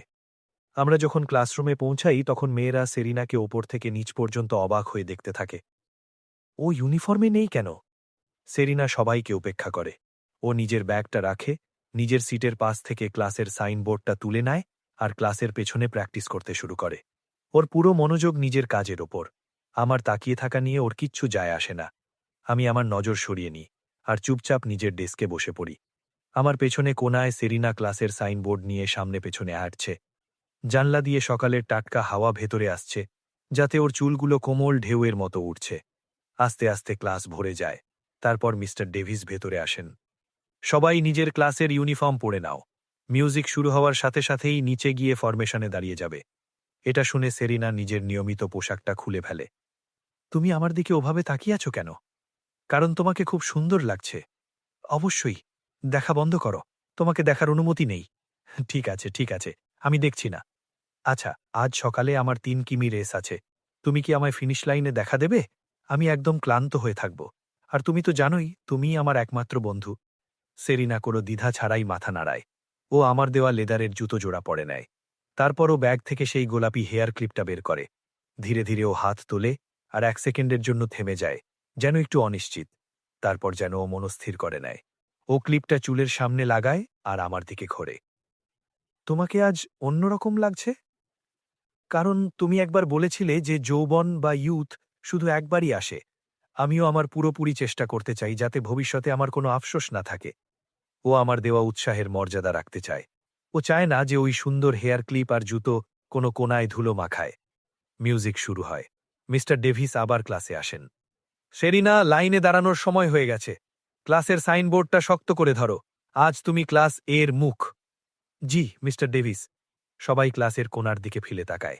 তারা বিশেষ কিছু আশা করেনি, কিন্তু এক এক করে সবার নজর ওখানেই আটকে যায়। ও খোদা! সবাই জানত যে সেরিনা সুন্দরী, কিন্তু আজ ওকে একদম অন্যরকম এক মানুষ মনে হচ্ছে। তারার মতো ঝলমলি। চলো, সবাই নিচে অ্যাসেম্বল হতে। পুরো ক্লাস নিচে চলে যায়। ভিড়ের মধ্যে হাঁটার সময় সেরিনা একটু অস্বস্তিতে দেখাচ্ছে। কি হয়েছে সেরিনা, তুমি নার্ভাস? সেরিনা মাথা নাড়ায়। কনফিডেন্ট থাকো, ঘাবড়েও না। তুমি পরীক্ষায় সবসময় সেরা পারফর্ম করো, তখন তোমার ঘাবড়ানি হয় না কেন? ওটা অন্য ব্যাপার। এটাও একদম সেরকমই। আজও একটা পরীক্ষা আছে, যার নাম হলো যৌবন। শুধু ১০০ মিটার দূরত্ব পর্যন্ত ক্লাসের সাইনবোর্ডটা গর্বের সাথে ধরে চলো, আর তোমার যৌবন পুরো নম্বর পেয়ে যাবে। তোমার কি আমার উপর বিশ্বাস আছে? সেরিনা এখনো মাথা নিচু করে আছে আর কিচ্ছু বলছে না। তুমি আমার দেওয়া বার্থডে প্রেজেন্ট পটে আছো। এটা কি সাহস দেওয়ার জন্য যথেষ্ট নয়? এই কথাগুলো শোনার সাথে সাথেই সেরিনা হঠাৎ ওপরের দিকে তাকায়। ওর চোখগুলো তারাভরা আকাশের মতো উজ্জ্বল হয়ে ওঠে। আমার ধারণা নেই যে আমি সেরিনাকে এমন একটা কথা বলে ফেলেছি যা তার কাছে প্রত্যাশার চেয়ে অনেক বেশি গভীর। সেরিনা সাইনবোর্ডটা শক্ত করে ধরে। ও নিজের দৃষ্টি স্থির করে এবং ক্লাসের সবার সামনে এগিয়ে যায়। আর যেহেতু আমি বেশ লম্বা, তাই আমি ফরমেশনের একেবারে পেছনে চলে যাই। এখন আমাদের সামনে আসছে ক্লাস এ, গ্রেড 12। তাদের জোরদার করতালির মাধ্যমে স্বাগত জানান। হঠাৎ সেরিনা সাইনবোর্ড নিয়ে ফরমেশনের মাঝখান দিয়ে ফিরে আসে এবং ততক্ষণ থামে না যতক্ষণ না ও ঠিক আমার সামনে এসে দাঁড়ায়। ওর মাথা নিচু হয়ে আছে, গাল দুটো লাল হয়ে গেছে, আর ও হাত বাড়িয়ে আমার কবজি চেপে ধরে। ও আমায় টেনে একেবারে সামনে নিয়ে যায়। আরে, এ কি করছো তুমি? সেরিনা মাথা নিচু করে থাকে এবং কিছুই বলে না। মিস্টার ডিভিস একটু অদ্ভুতভাবে হাসেন। সেরিনা, তুমি ওকে এখানে টেনে এনে আসলে কি করতে চাইছো? সেরিনা এখনও কিছুই বলে না। তুমি এখানে কেন দাঁড়িয়ে আছো? পেছনে যাও। তুমি কি নিজেকে খুব স্পেশাল ভাবো? আমি কাঁধ ঝাঁকাই আর ফিরে যাওয়ার জন্য ঘুরি। ঠিক সেই মুহূর্তে চুপ করে থাকা সেরিনা হঠাৎ আবার আমার হাত ধরে ফেলে। দেখলে, এমন নয় যে আমি ফিরে যেতে চাইছি না, ও তো আমায় যেতেই দিচ্ছে না। মিস্টার ডেভিসের কাছে কোনো উত্তর নেই। সবাই জানে যে সেরিনার জন্য ওনার মনে একটা নরম জায়গা আছে। ল্যান, প্রথম লাইনেই দাঁড়িয়ে যাও। সরি ভাই সাব, ইমার্জেন্সি কল ছিল, একটু জায়গা দাও। ক্লোই এসব দেখছিল। মিস্টার ডেভিস, ল্যান একটা ছেলে, আমাদের মেয়েদের সাথে দাঁড়ানোর ওর কি অধিকার আছে? কারণ আমি ক্লাস টিচার। এদিকে সেরিনা এটা নিশ্চিত করে যে আমি ঠিক ওর পেছনেই আছি, আর ও স্বস্তির এক দীর্ঘশ্বাস ফেলে। ও যৌবন নামের এই পরীক্ষা একা মোকাবিলা করতে চায় না। ওর মনে একটা কথা পরিষ্কার, এই পরীক্ষা তখনই যৌবন হয়ে উঠবে যখন আমি ওর সাথে থাকব। এটাই একমাত্র স্মৃতি যা ও ভবিষ্যতে কোনো আফসোস ছাড়াই মনে করতে পারবে। ওর হাত যা আমার হাত ধরে আছে আর ছাড়তে চাইছে না, তা সেই সব কিছুই বলে দিচ্ছে যা ওর মুখ বলতে পারছে না। শীঘ্রই আমাদের ক্লাসের পালা আসে। পরবর্তী ক্লাস হলো গ্রেড 12 এর ক্লাস এ। চলো সবাই মাথা উঁচু রাখো, চমৎকার দেখানো চাই। সেরিনা ক্লাসের সাইনবোর্ডটা উপরে তোলে, ওর মুখে দৃঢ়তা এবং ও ধীর স্থির কদমে এগিয়ে যায়। ও রাজহংসের মতো এক গর্বিত এবং সুন্দর ভঙ্গিতে হাঁটছে, এতই সুন্দরী যে মনে হচ্ছে যেন ও অন্য কোনো জগতের। যত বেশি চোখ ওর উপর পড়ছে, ওর হৃৎস্পন্দন তত বাড়তে শুরু করেছে। ও আগে কখনো একসাথে এত মানুষের নজর নিজের উপর অনুভব করেনি। যদিও পেছনে দাঁড়িয়ে থাকা ছেলেটি ওকে সাহস দিচ্ছে, তবুও এত মানুষের দৃষ্টি সহ্য করা কঠিন হয়ে পড়ছিল। আমি খেয়াল করি যে ওর হাতে থাকা ক্লাসের সাইনবোর্ডটা কাঁপতে শুরু করেছে। তাই যখনই আমরা মেইন স্টেজের পাশ দিয়ে যাচ্ছিলাম, ঠিক ওর পেছন থেকে আমার গলা প্রতিধ্বনিত হয়, হ্যালো এভরিওয়ান! আমার গলা শুনে সেরিনা ওমকে যায়। তারপরও হাসি মুখে এক গভীর শ্বাস নেয়, যেন ওর ধরে প্রাণ ফিরে এসেছে। আর সেই ক্লাসের সাইনবোর্ড যা ধীরে ধীরে নিচু হয়ে আসছিল, তা আবার উঁচিয়ে ধরে। আমার চিৎকার শুনে ভিড়ের সবার নজর আমার দিকে ঘুরে যায়। মিস্টার ডেভিস লজ্জায় হাত দিয়ে নিজের মুখ ঢেকে ফেলেন। ওনাকে দেখে মনে হচ্ছিল যেন উনি মাটির সাথে মিশে যেতে চাইছেন। আমি এক পলকে পুরো পরিবেশে প্রাণ ফিরিয়ে আনি। প্যারেড শান্তিতে শেষ হয় এবং স্পোর্টস মিটিং আনুষ্ঠানিকভাবে শুরু হয়ে যায়। আমি 3 কিলোমিটার দৌড়ের প্রস্তুতির জন্য ক্লাসরুমে যাই। সেরিনা একটা ছোট্ট দোকানে গিয়ে পানির 2টো বোতল কেনে। লাল ট্র্যাকে সবাই নিজ নিজ পজিশন নিয়ে নেয়। স্টার্টিং গানের আওয়াজ হতেই আমি দ্রুত বেগে এগিয়ে যাই। ফিরে পাওয়া এই জীবনের সাথে যে স্ট্যামিনা এবং সহনশীলতা এবং শরীরে যে উন্নতি হয়েছে, প্রতিদিনের জীবনে সেগুলোর খুব একটা ব্যবহার নেই, কিন্তু আজকের মতো দিনের জন্য তা যথেষ্টেরও বেশি। আমি সবার আগে ফিনিশ লাইন পার করি এবং নিজের গ্রুপে প্রথম হই। সেরিনা লজ্জায় লাল হয়ে পানির 2টো বোতল নিয়ে আমার দিকে দৌড়ে আসে। ঠিক সেই সময় ক্লোইও আসে এবং একটা ড্রিঙ্ক আমার দিকে বাড়িয়ে দেয়। আমি বিনা দ্বিধায় ওকে মানা করে দিই, ধন্যবাদ, কিন্তু আমি এটা পান করি না। তারপর আমি হেসে সেরিনার দিকে ঘুরি, এই 2টো বোতলই কি আমার জন্য? এবং নিজের গ্রুপে প্রথম হই। সেরিনা লজ্জায় লাল হয়ে পানির 2টো বোতল নিয়ে আমার দিকে দৌড়ে আসে। ঠিক সেই সময় ক্লোইও আসে এবং একটা ড্রিঙ্ক আমার দিকে বাড়িয়ে দেয়। আমি বিনা দ্বিধায় ওকে মানা করে দিই, ধন্যবাদ, কিন্তু আমি এটা পান করি না। তারপর আমি হেসে সেরিনার দিকে ঘুরি, এই 2টো বোতলই কি আমার জন্য? ও খুশি মনে মাথা নাড়ায়। আমি কিছু না ভেবেই সেগুলো নিয়ে নিই। থ্যাঙ্কস, যেহেতু তুমি আমায় জল খাওয়াচ্ছ, তাই আমি তোমাকে লাঞ্চ করাবো। সেরিনা হাসে আর ধীরে ধীরে মাথা নাড়ায়। আমি শুধু ওয়াশরুম থেকে আসছি, তারপর তোমাকে খুঁজে নেব। ঠিক আছে। কিন্তু আমি প্রায় আধ ঘন্টা অপেক্ষা করি, আর সেরিনা আসে না। দেরি না করে আমি স্কুল বিল্ডিংয়ের দিকে দৌড়াই। আমার আন্দাজ হচ্ছে যে সেরিনার সাথে নিশ্চয়ই খারাপ কিছু ঘটেছে। আমি ওয়াশরুমের কাছে পৌঁছাই আর ডাক দিই, সেরিনা, তুমি কোথায়? একটা ভারী কান্নার আওয়াজ আসে। ল্যান, আমি এখানে। যখন আমি ওকে খুঁজে পাই, ও একটা কোনায় জড়সড় হয়ে ফুপিয়ে ফুপিয়ে কাঁদছে। ওর চোখগুলো ফুলে লাল হয়ে গেছে আর চুলগুলো এলোমেলো হয়ে আছে। কি হয়েছে?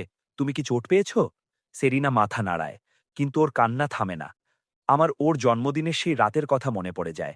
সেরিনা ওর কাঁপতে থাকা ডান হাতটা এগিয়ে দেয়। ওর হাতের তালুতে সেই গোলাপি হেয়ার ক্লিপটার ভাঙা টুকরোগুলো পড়ে আছে। ওরা এটা ভেঙে দিয়েছে। ক্লিপটা ভেঙে গেছে। যে ক্লিপটা তুমি আমায় দিয়েছিলে, ওটা ভেঙে গেছে। আমি এটা জোড়া দেওয়ার অনেক চেষ্টা করেছি, কিন্তু আমি পারলাম না। আমি অনেকক্ষণ ধরে চেষ্টা করেছি, কিন্তু হলো না। ল্যান, আমি কি করব? আমি এটা ঠিক করতে পারছি না। সেরিনা এমনভাবে তাকাচ্ছে যেন ওর জীবনের সবচেয়ে মূল্যবান আর সত্যিকারের কোনো জিনিস হারিয়ে ফেলেছে। কিছু একটা যা একবার ভেঙে গেলে আর কক্ষনো বদলানো যায় না। আমার কপালে ভাঁজ পড়ে আর বুকে কিছু একটা বিঁধতে থাকে। আমি ওর মুখে আগে কখনো এত দুঃখ আর হতাশা দেখিনি। আমি নিজেকে আটকাতে পারি না আর ওর নাজুক শরীরটাকে নিজের 2 হাতে জড়িয়ে ধরি। সব ঠিক আছে, কোনো ব্যাপার না। যদি ওটা ভেঙে গিয়ে থাকে তবে আমি তোমাকে অন্য একটা এনে দেব। যদি একটাতে না হয় তবে 2টো। যদি 2টোতেও না হয় তবে 3টে। আর যদি 3টেও কম পড়ে তবে 30টা এনে দেব। আমার কথা শুনে সেরিনার মুখ দিয়ে একটা চাপা কান্নার শব্দ বেরিয়ে আসে। মনে হচ্ছে যেন ও আজ পর্যন্ত যত কষ্ট মনের ভেতর চেপে রেখেছিল, সেগুলো আজ সব বেরিয়ে আসছে।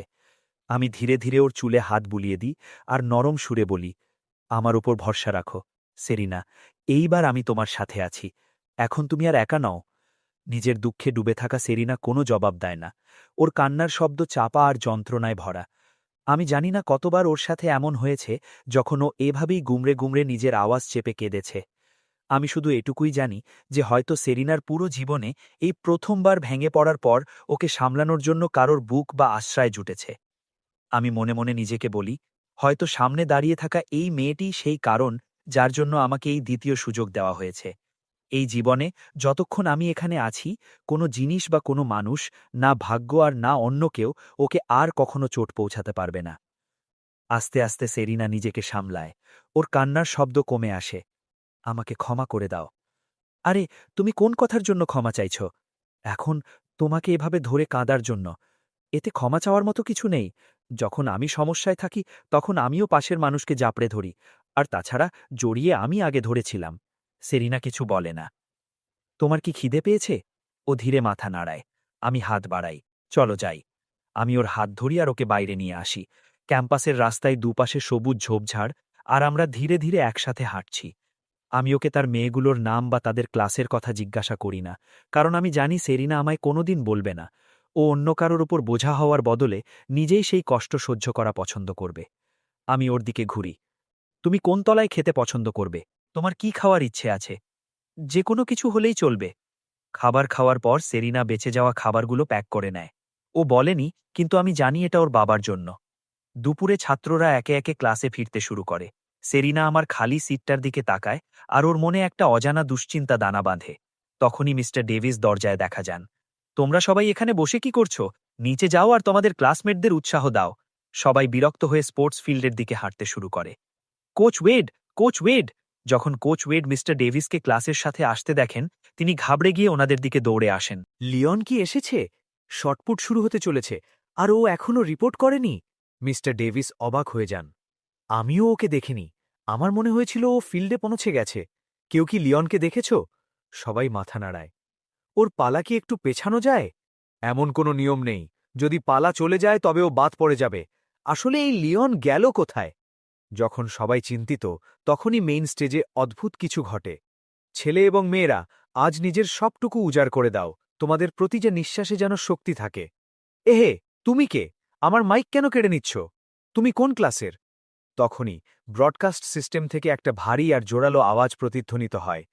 অনুমতি দিন, যাতে আমি নিজের পরিচয় দিতে পারি। আমি ক্লাস এ, গ্রেড 12 থেকে, লিওন।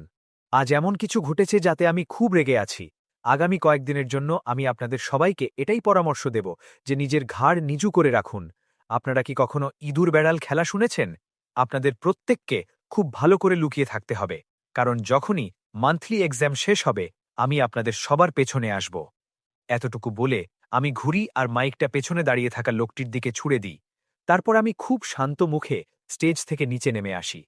লিওন, নিজের জায়গা থেকে একদম নড়বে না। সেরিনা দূর থেকে দেখে যখন ডিরেক্টর গ্যারেথ আমার রাস্তা আটকে দাঁড়ান। ও নিজের মুষ্টি শক্ত করে, ও নিজেকে প্রস্তুত করে আর আমার দিকে এগিয়ে আসতে শুরু করে। ঠিক সেই মুহূর্তে আমিও ওকে নিজের দিকে আসতে দেখি, তাই আমি সঙ্গে সঙ্গে কপালে ভাঁজ ফেলি আর ওকে চোখ দিয়ে থেমে যাওয়ার ইশারা করি। সেরিনার কদম ওখানেই থেমে যায়। ও বুঝে যায় যে আমি কি বলতে চাইছি। ও ওখানেই দাঁড়িয়ে থাকে। ওর ওই সুন্দর চোখগুলোতে দুশ্চিন্তা পরিষ্কার দেখা যাচ্ছে। ওকে থেমে যেতে দেখে আমি জোরে হেসে দিই। তারপর কোনো রকম সতর্কবার্তা ছাড়াই আমি নিজের জিভ বের করি, চোখ বাঁকাই, মাথা নাড়াই, আর ফিল্ডের বাইরে থেকেই ওকে সবচাইতে অদ্ভুত মুখভঙ্গি করে দেখাই। ওর চোখগুলো এখনও লাল, তাও আমি ওকে হাসিয়ে দিই। মাঠ মানুষে ভরা, কিন্তু এই মুহূর্তে মনে হচ্ছে যেন সেখানে শুধু আমরা দুজনেই আছি। ডিরেক্টর, আমি একটা বাজি হেরে গিয়েছিলাম। শুধু এই কারণেই আমি ওপরে গিয়েছিলাম। প্লিজ এটাকে বেশি সিরিয়াসলি নেবেন না। আপনি চাইলে আমি ক্ষমা প্রার্থনা পত্র লিখে দেব। নিজের ইভেন্টে যাও। যদি আবারও এমন কাজ করো তবে আমি তোমাকে দিয়ে পুরো স্কুলের সামনে অ্যানাউন্সমেন্ট করাবো। বুঝেছি ডিরেক্টর। লিওন, এখনই এখানে এসো। মিস্টার ডেভিস কোচ ওয়েডের কাছে অনেক অনুরোধ করেন, আর শেষ পর্যন্ত কোচ ওয়েড আমার পালা কয়েক ধাপ পেছাতে রাজি হন। পরে সুপারমার্কেটে আমি বাবার সামনে বাহাদুরি করা থেকে নিজেকে আটকাতে পারি না। বাবা, ভুলে আমি স্পোর্টস মিটিংয়ে 3টে ফার্স্ট প্রাইজ জিতে নিয়েছি। স্পোর্টস মিটিংয়ে জেতাতে এমন কি বড় ব্যাপার? এতে কি তোমার কলেজ এন্ট্রান্স এক্সামের নম্বর বাড়বে? পরশু মান্থলি এক্সাম আছে। আমরা যা ঠিক করেছিলাম সেটা ভুলো না। আমি বাবার দিকে তাকিয়ে হাসি। আমি জানি যে তিনি যাই বলেন না কেন, সেরিনাকে কাজ থেকে বের করে দেওয়ার ইচ্ছে ওনার কোনোদিনই ছিল না। বরং তিনি তো ওকে নিজের হবু বৌমার মতো দেখতে শুরু করেছেন। আর বৌমার কথা আসলে তখন তিনি বংশ বা ধনসম্পদের পরোয়া করেন না। এমনিতে তো তিনি শুধু একটা ছোট সুপারমার্কেট চালানো মানুষ। কিন্তু আমার 3 কাকা খুব প্রভাবশালী। এই প্রজন্মের একমাত্র ছেলে হওয়ার সুবাদে ওনারা 3 জন আমায় সবসময় মাথায় তুলে রেখেছেন। ওনাদের একটাই দাবি যে আমি ইউনিভার্সিটিতে যাই, যাতে ওনারা আমার ভবিষ্যৎ গড়তে পারেন। কিন্তু আগের জীবনে আমি একজন পুরোপুরি ব্যর্থ মানুষ হিসাবে প্রমাণিত হয়েছিলাম। তাই আমার বাবার চোখে সেরিনা আমাদের পরিবারের রক্ষাকর্তার মতো। আর তিনি জানেন যে আমি সেরিনার খুব খেয়াল রাখি। সেরিনা কোথায়? তোমরা দুজন একসাথে ফেরোনি? ও আগে বাড়ি চলে গেছে, কিছুক্ষণ পর আসবে। আচ্ছা, আপনি কি ওর পরিবার সম্পর্কে কিছু জানেন? ওর কি ভাই বোন আছে?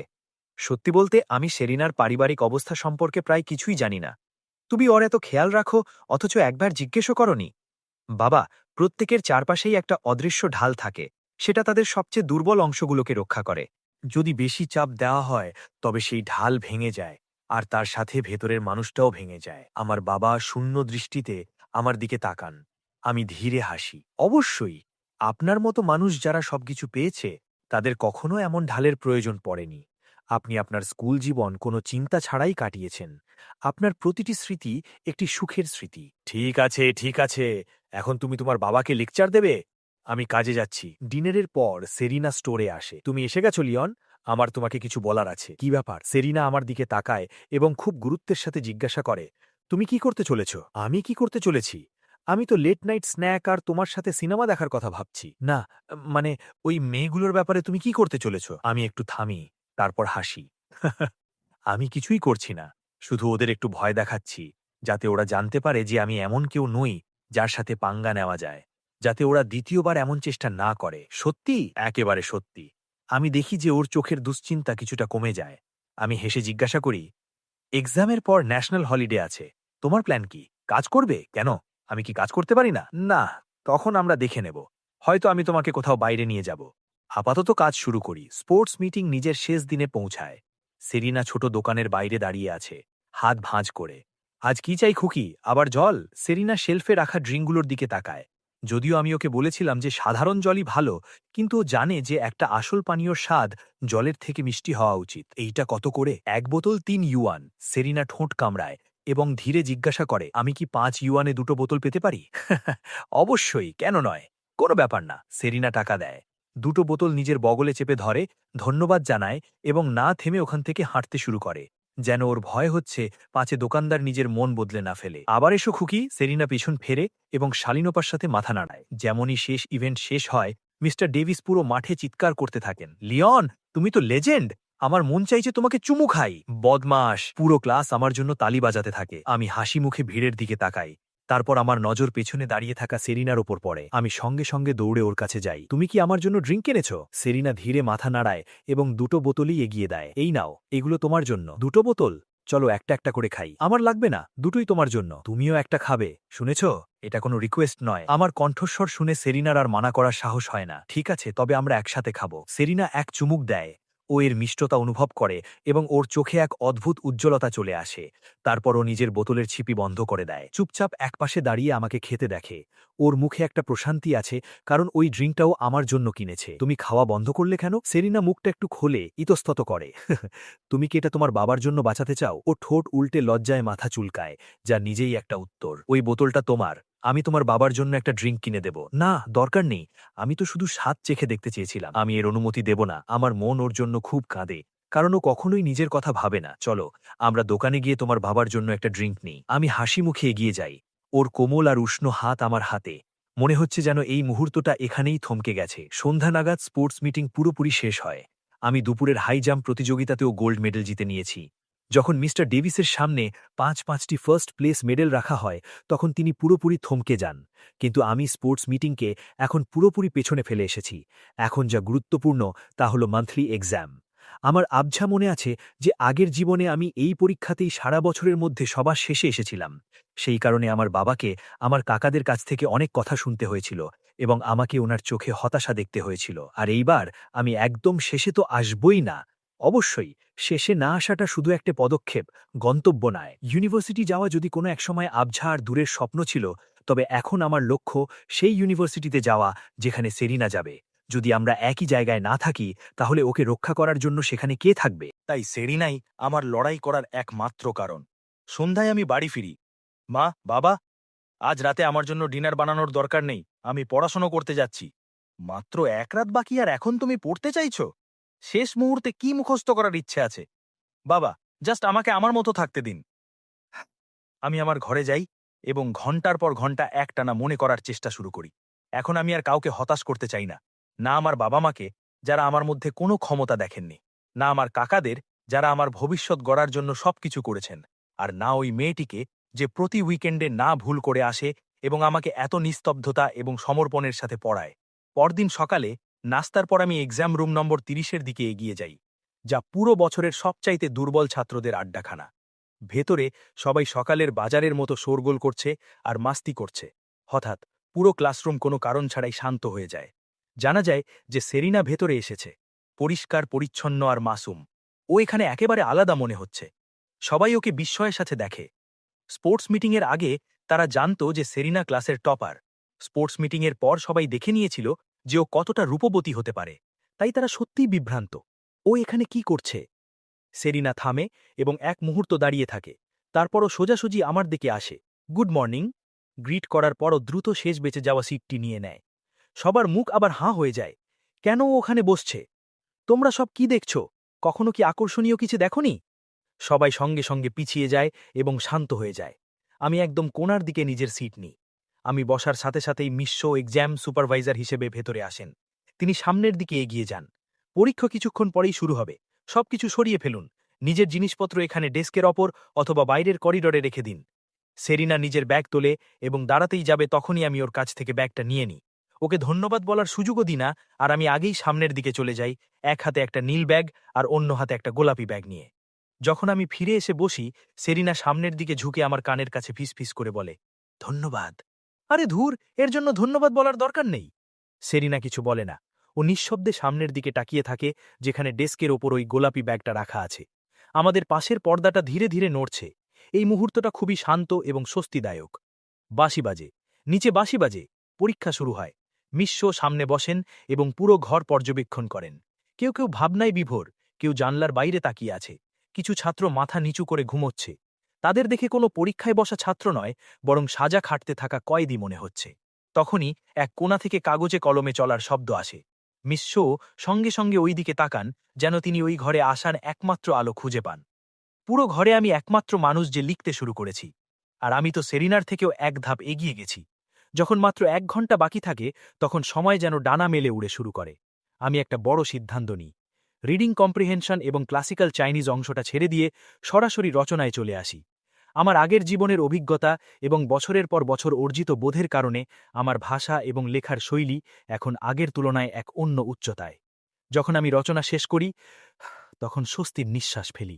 সত্যি বলতে, আমার পুরো জীবনে এই প্রথমবার আমি চাইনিজ রচনা কমপ্লিট লিখেছি। পরীক্ষা শেষ হয়, ব্যাগগুলো ফেরত নিয়ে আসি। তুমি কি এখন খেতে যেতে চাও? সেরিনা নিজের ব্যাগটা জড়িয়ে ধরে এবং ধীরে মাথা নেড়ে মানা করে দেয়। আমি একাই ক্যাফেটেরিয়ার 2য় তলায় চলে যাই। খাবার খাওয়ার পর আমি যখনই বের হতে যাব, আমার ব্যাগের মধ্যে একটা ফোন অনুভব করি। এটা সেই ফোনটাই যেটা আমি সেরিনাকে দিয়েছিলাম। আমি আবার 1ম তলায় ফিরে আসি এবং একটা কোণায় সেরিনাকে বসা অবস্থায় দেখতে পাই। আমি ওর কাছে যাই, কিন্তু দেখি যে ও খাবার খাচ্ছে না। ও মাথা নিচু করে কোনো একটা কাজে মগ্ন। ওর সামনে ট্রেটা বরাবরের মতোই একেবারে সাদা ভাত। কোনো সবজি নেই, কোনো মাংস নেই, কিন্তু ট্রের পাশে রাখা প্লাস্টিকের লাঞ্চ বক্সে সবজি আর মাংস আছে। এটা পরিষ্কার যে ওগুলোর নিজের জন্য নয়। আমি কপালে ভাঁজ ফেলি আর কাছে গিয়ে দেখি সেরিনা সুপার গ্লু ব্যবহার করে হেয়ার ক্লিপের সেই ভাঙা টুকরোগুলো জোড়া দেওয়ার চেষ্টা করছে। এক মুহূর্তের জন্য এই পৃথিবীটাকে আমার খুব অন্যায় বলে মনে হলো। কিছু মানুষ নিজের পুরো শক্তি শুধু একটা দিন পার করতেই খরচ করে ফেলে। সেরিনা 50 সেন্টের চাল খায়, 2.50 ইউয়ানের সুপারগ্লু কেনে, আর সেই হেয়ার ক্লিপটা জোড়া দেওয়ার চেষ্টা করে, যার দাম হয়তো অন্য কারোর কাছে কিছুই নয়। তার ওপর ওর এই চেষ্টাটা বৃথা মনে হচ্ছে। আসলে ওর কাছে সবচাইতে বেশি দামি কি? ও নিজে, ওর বাবা, নাকি এই হেয়ার ক্লিপটা? আমার মনে হয় ও আগে হয়তো কখনো উপহার পায়নি, তাই ও প্রতিটি জিনিস নিজের পুরো জান দিয়ে সামলে রাখতে চায়। কিন্তু আমি তো ওকে বলেছিলাম যে আমি ওকে যত ইচ্ছে ক্লিপ এনে দেব, তাও ওই ভাঙা ক্লিপটা ঠিক করতে লেগে আছে। এমনকি ওর হাতের তালুর চামড়ায় সুপারগ্লুর কারণে দাগ পড়ে গেছে, তাও ও হার মানছে না। শেষ পর্যন্ত আমি আর সহ্য করতে পারলাম না। আমি হাত বাড়িয়ে ওর কাঁধ স্পর্শ করি। তুমি এখানে কেন লুকিয়ে আছো? আমি তোমাকে সব জায়গায় খুঁজছিলাম। সেরিনা আমার আওয়াজ শুনে ঘাবড়ে গিয়ে নিজের হাত নিচে নামিয়ে নেয়। আমি ভারী মন নিয়ে ওর পাশে বসি। ও আমার দিকে তাকাচ্ছে না। আমি ব্যাগ থেকে ফোন বের করি। ও সেটার দিকে অবাক হয়ে তাকায় এবং সঙ্গে সঙ্গে মানা করতে চায়। আমি এটা তোমাকে দিচ্ছি না, শুধু ধার দিচ্ছি। একজন সুপারমার্কেট কর্মীর কাছে যদি ফোন না থাকে, তবে তার সাথে যোগাযোগ হবে কিভাবে? আর মাঝে মধ্যে যখন আমি কোনো অঙ্কে আটকে যাব, তখন তোমাকে কলও করব। সেরিনা খেয়াল করে যে ফোনটা নতুন নয়, তখন গিয়ে ও সেটা সাবধানে গ্রহণ করে। ঠিক আছে, আমি বাড়ি যাচ্ছি, তুমি তোমার খাবার খাও। আমি দাঁড়াই এবং ও ট্রের ওই সাদা ভাতের দিকে না তাকিয়ে থাকতে পারি না। কিন্তু এবার আমি কিছু বলি না, কারণ তাতে কোনো লাভ হবে না। ওই একগুয়ে মেয়েটা এমনিতেও কথা শুনবে না। দুপুরে আমি এক্সাম রুমে পৌঁছে রিভিশন শুরু করি। তখনই হঠাৎ আমার মাথায় একটা চিন্তা এলো। আমি সেরিনার দিকে ঘুরি, যে মাথা নিচু করে বসে আছে, এবং বলি, তুমি শূন্য, আমি এক। সেরিনা ওপরের দিকে তাকায়, ও সেই উজ্জ্বল দুই চোখ দুটো বড় হয়ে যায়। ও নিজের বুকে হাত রেখে ধীরে জিজ্ঞাসা করে, এর মানে কি? তোমাকে ছাড়া বাকি সব অর্থহীন। সেরিনা এক মুহূর্তের জন্য থমকে যায়, তারপর ওর মুখটা হঠাৎ লাল হয়ে ওঠে। ও দ্রুত নিজের মাথা নিচু করে, কলম তোলে আর একটা রাফ পেপারে যা তা হিজিবিজি কাটতে থাকে, যেন ও খুব ব্যস্ত। যখন দুপুরের পরীক্ষা শেষ হয়, আমি সঙ্গে সঙ্গে সেরিনার দিকে ঘুরি। জলদি আমাকে তোমার পেপার দেখাও। ও বাধ্য মেয়ের মতো পেপারটা দিয়ে দেয়। আমি খুশিতে চিৎকার করে উঠি, ইয়েস! আমি সত্যি অনেকগুলো প্রশ্নের উত্তর সঠিক দিয়েছি। মনে হচ্ছে যেন আমি আমার জীবনের সবচাইতে বড় জয়ের ঘোষণা পুরো দুনিয়ার সামনে করছি। আমার দুই জীবনের কয়েক দশকে আমি এমন সার্থকতা অনুভব করিনি। যেদিন মান্থলি এক্সামের রেজাল্ট বেরোয়, পুরো সিনিয়র ইয়ার এক নিস্তব্ধতায় ডুবে যায়। আর তারপর তার চাইতেও বেশি শোরগোল শুরু হয়। অনার বোর্ডের সেই প্রথম স্থানটি, যেখানে সবার স্মৃতিতে শুধু সেরিনার নাম থাকত, আজ প্রথমবার তা বদলে গেছে। সবার ওপরে যে নতুন নামটি জলজল করছে, তা কোনো সন্দেহ ছাড়াই আমার, লিওন। আমি অনার বোর্ডের সামনে দাঁড়িয়ে আছি, নিজের নামের ঠিক নিচে ওই চেনা নামটা দেখছি, যা দেখে আমার বুক গর্বে ভরে উঠছে। কিন্তু আমার বিশেষ কোনো আনন্দ হচ্ছে না, শুধু একটা গভীর শান্ত প্রশান্তি আছে, যা কোনো বড় দায়িত্ব পালন করার পর অনুভূত হয়। আমি ঘুরি, আর ওই ভিড়ের কিনারায় ওই চেনা মুখটা দেখতে পাই। সেরিনা এখন অনার বোর্ড দেখছে। ওর মুখে হাড়ের কোনো দুঃখ নেই, বরং একটা ছোট শান্ত হাসি আছে, যেন কোনো ভারী বোঝা নেমে গেছে। ও আমার দৃষ্টি অনুভব করে আর ফিরে তাকায়। ওর চোখ দুটো একদম পরিষ্কার আর স্থির। ও আমায় ধীরে মাথা নেড়ে ইশারা করে। আমার চেয়ে ভালো আর কেউ জানে না যে এই ফার্স্ট প্লেসের পেছনে কি লুকিয়ে আছে।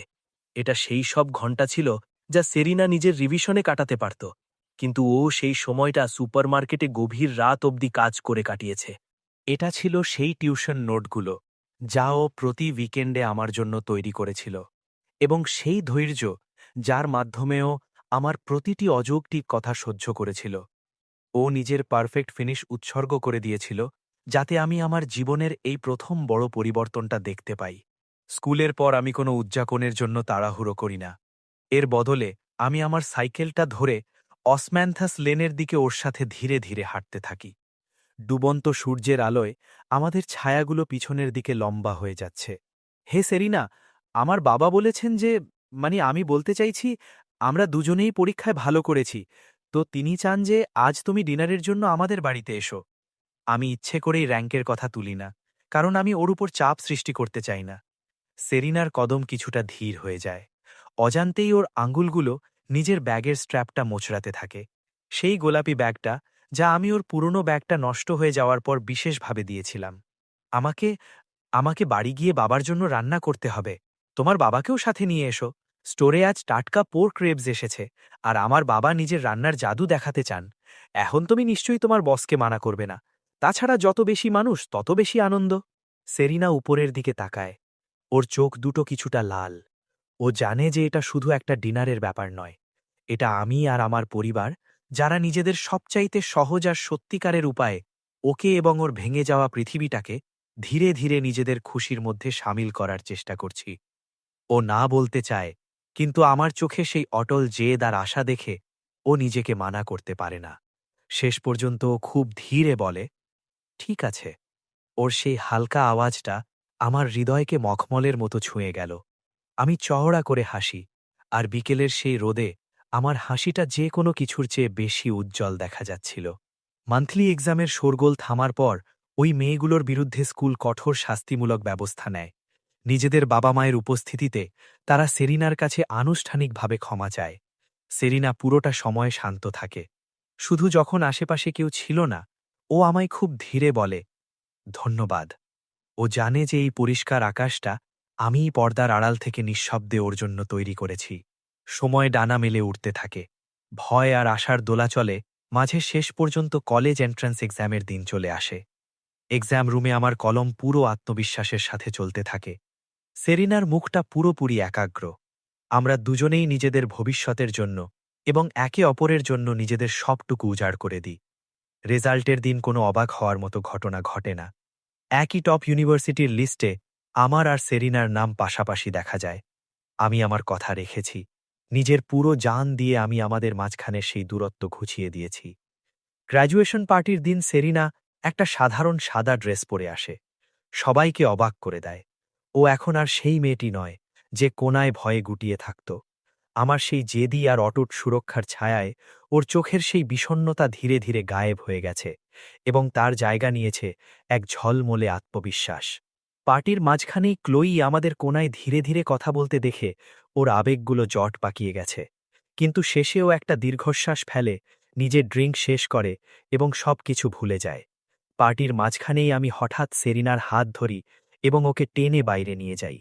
আমরা দৌড়ে স্কুলের ছাদে পৌঁছে যাই। গ্রীষ্মের সেই রাতের হাওয়া সব উত্তাপ শোষে নেয়। পুরো আকাশ তারায় ভরা। আমি ওর দিকে তাকাই। আমার কণ্ঠে এর আগে কখনো এত গভীরতা ছিল না। সেরিনা, তোমার কি মনে আছে সেই উইশটা যেটা তুমি তোমার জন্মদিনে করেছিলে? সেরিনা মাথা নাড়ায়। সেই রাতেও নিঃশব্দে এক দোয়া চেয়েছিল যে ওর বাকি সারাটা জীবন যেন লিওন সবসময় ওর সাথে থাকে। আমি এক গভীর শ্বাস নিই এবং ওর দিকে তাকাই। আমার চোখে এক অটল উজ্জ্বলতা। আমি এখন তোমাকে আমার উইশটা বলতে পারি। আমার উইশ ছিল এটাই যে আমি যেন সেরিনার সামনের প্রতিটা জন্মদিনে ওর সাথে থাকতে পারি। ওর চোখ দিয়ে বের হওয়া প্রতিটি অশ্রুবিন্দু যেন শুধু খুশির হয়, আর ওর ভবিষ্যতের প্রতিটি পদক্ষেপে যেন আমার সঙ্গ থাকে। আমি পকেটে হাত দিই এবং একটি বক্স বের করে সেটি খুলি। তার ভেতরে একটি একেবারে নতুন হেয়ার ক্লিপ আছে, যার উপর বসানো ছোট ছোট হিরেগুলো তারার আলোয় ঝিকমিক করছে। এটা সেই ক্লিপটার জায়গা নেওয়ার জন্য যা ভেঙে গিয়েছিল, কিন্তু এইবার এর সাথে কোনো ধারের শর্ত নেই। এবার আমি তোমাকে সুরক্ষা দেওয়ার অধিকারের বদলে আমার পুরো জীবনের সওদা করছি। সেরিনা, তুমি কি আমার গার্লফ্রেন্ড হবে? এই শব্দগুলো শোনার সাথে সাথেই সেরিনার চোখে মুহূর্তের মধ্যে জল চলে আসে। কিন্তু এইবার এগুলো কোনো ব্যথা বা কষ্টের জল নয়। এগুলো উষ্ণতা আর খুশিতে ছলছল করছে। ও কিছু বলে না। ও শুধু নিজের পুরো শক্তি দিয়ে দৃঢ়ভাবে মাথা নাড়ায় এবং এগিয়ে এসে সেই উষ্ণ বাহু ধরে মিশে যায়, যার সাহারা ও নিজের পুরো তারুণ্যে নিয়েছিল, আর যার জন্য ও সব সময় তৃষ্ণার্ত ছিল।